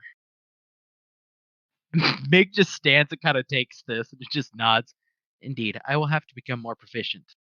In case we lose Beacon." Hella goes, No, we're not losing Beacon. No. We're keeping Beacon for sure. Don't know about the rest of them yet. They're pretty good, I think, at like the punching and the slashing. But for sure we keep the Beacon so I can continue doing my thing. And Mick just like pauses, says, "Noted." Beacon makes no expression. Mm-hmm. Helen like sits back down at her controls and just sort of leans back, and you see like the seat kind of can recline a little bit as if to shoot up. And she's like, this is okay. This is a great day, actually.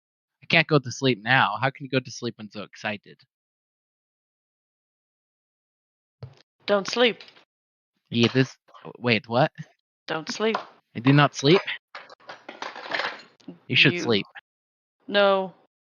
We have to take good care of you now. You must be kept well. You must be kept in good repair. It doesn't need sleep. It's fine. It's okay. We'll have to discuss that at a later time. You keep saying it. I do not. Are you pointing? It's. And you like. There's like audible thumping as Yeah. You they say hit their it, and chest. it feels like you are pointing at something, but maybe you do not see it. Are you poking something? The body. This body does not need sleep. I give it enough rest. It does not need sleep. As they get like super agitated for a second. Okay, I think I understand. I don't understand, but I understand that I don't understand, and I think that's a good start, huh?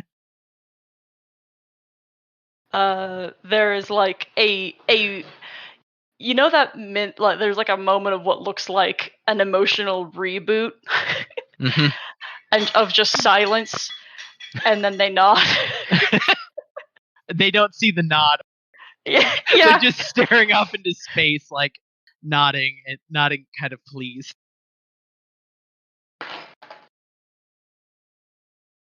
Mick kind of looks at you like dumping the last of these bodies and says, "Does anybody have anything else to report about the combat proceedings here?"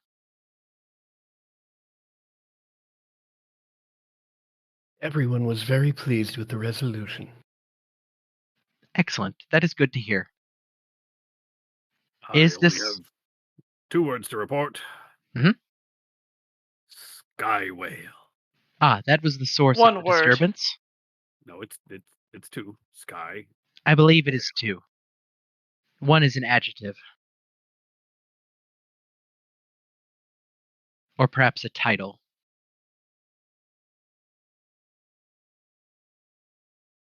A title. Well, see, I figured it would be like sea slug, and that's 1 word, isn't it? I mean, yes. No, now that I think about That it, is might 1 be word. 2 words. I think. Is it not 1 word? It is 1 word. Yeah, it's definitely 2 words. Yes, adjectives and nouns.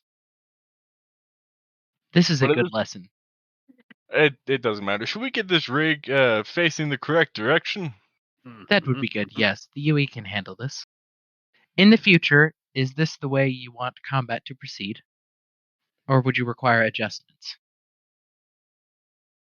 I mean, I think that depends on the situation. So a provisional maybe. Or a provisional yes. I mean, I would love for all our fights to go this way. We definitely escaped relatively unscathed, defeated the things that needed defeating, and are all here to laugh and have a good time about it. If you mean controls of the vessel, well, that I think will depend on the fight. Noted. Preferably, we can do our fighting when I'm not in the dead of my sleep. Good night, and Zeticus will walk back down to bed. Yeah, as you're Dripping walking, wet. Dripping. as you're walking back, you see a hatch open up in the side, and a swarm of swabbies comes flowing out onto the deck, like beginning to scrub the blood, which has just been scattered all over the deck from the fucking stabbing, the punching, the wrenching. There's easily like 15 of them with their little brushes down, just scoot, scoot, scoot, scoot, scoot, going around, getting the blood off. And yeah, the UE gets back on course.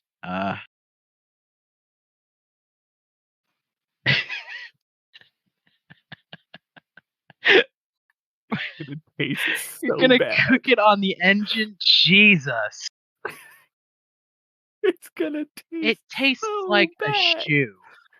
It tastes like a shoe that you put in a fire and nod. Right. It tastes like a shoe before you cook it on Yeah. something covered in like motor oil. Like whatever is coating it just ignites.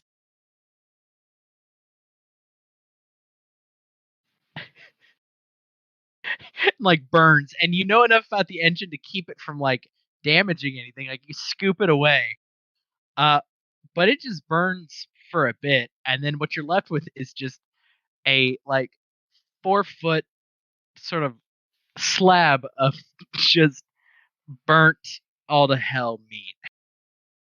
That's just you're not even sure where to begin with eating it.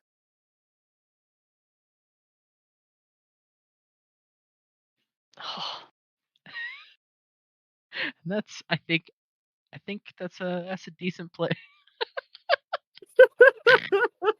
Duck slides down and just sly like I'm gonna take all the flavor out of it.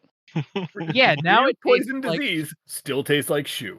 yeah, I mean it's not gonna hurt you anymore, but it's gonna taste more like a more sterile shoe, whatever the fuck that means. Sorry, what's it going to poison me? I'm in the engine room, Ducks. I mean, you make the trip.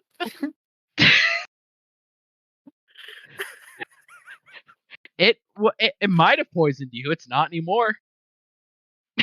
Who knows what kind of diseases that creature might have been carrying? Ducks, you have no clue what the fuck we ate. This is In some fairness, gourmet shit. True, you are used to cooking like fucking rats off of exhaust ports. So like yeah, exactly. As far as scale of disgusting goes, this is only slightly more disgusting. I was out of spell slots, so I would have to ritually cast that. So like that would take a long time. And yeah, okay, fine. If you don't, you can just eat it. And if you get diseased, let me know, and I'll do what I can. But roll me a Constitution saving throw just to see if this with advantage, because you do eat like a trash goblin. Well, I mean, disease hasn't killed me yet. I mean, like, I'm gonna add bless to that roll because I assume it's still up. That's like an hour, right? It's like a minute. It's a minute. It's probably. Oh no, it's gone. It's gone. Okay, so like D&D is great. Like it stays down. You don't feel poisoned, which is good.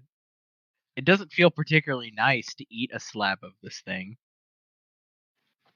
It's clearly well cooked, so I guess you just sort of leave it sitting there until you come back for later. But yeah, you're not poisoned. You're just sort of like nonplussed in the same way you were nonplussed when you were eating an exhaust rat, which is like, well, I am hungry, and this fixes that problem. But this is just shitty to eat, objectively. Yeah. You need to like probably spice this thing, and then maybe it would be okay. Might be something to check with Constance about.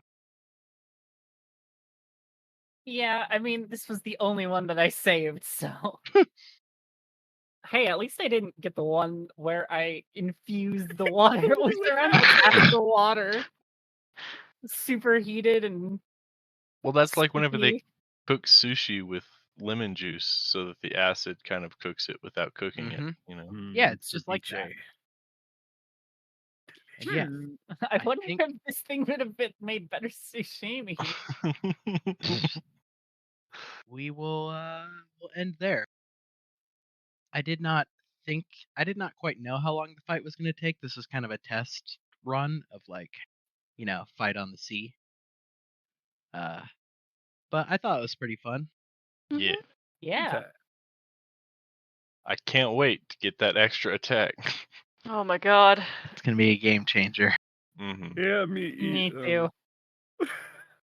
I'm planning to give it to you at the conclusion of this first job. Mm-hmm. Use air quotes. Yeah. I heard Max and June agreeing. Y'all have ways to attack a second time. I do not. Yeah, that is technically true.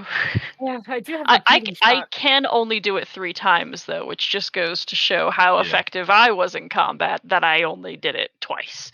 Yeah. Well, repeating shot doesn't give you an extra shot. It just makes it to where you don't have to reload. So you'd still only have an attack and then your bonus action attack with crossbow expert. So. Plus, what makes this build cool is getting to attack 3 times. Mm-hmm. Yeah, Craig is still going. I'll tell him to leave. I got it. Get out of here. Fuck off, Craig. We love you. Whoops, wrong one. Leave, join general. That's nothing. Craig, fuck off. You didn't hear this. We're cutting this.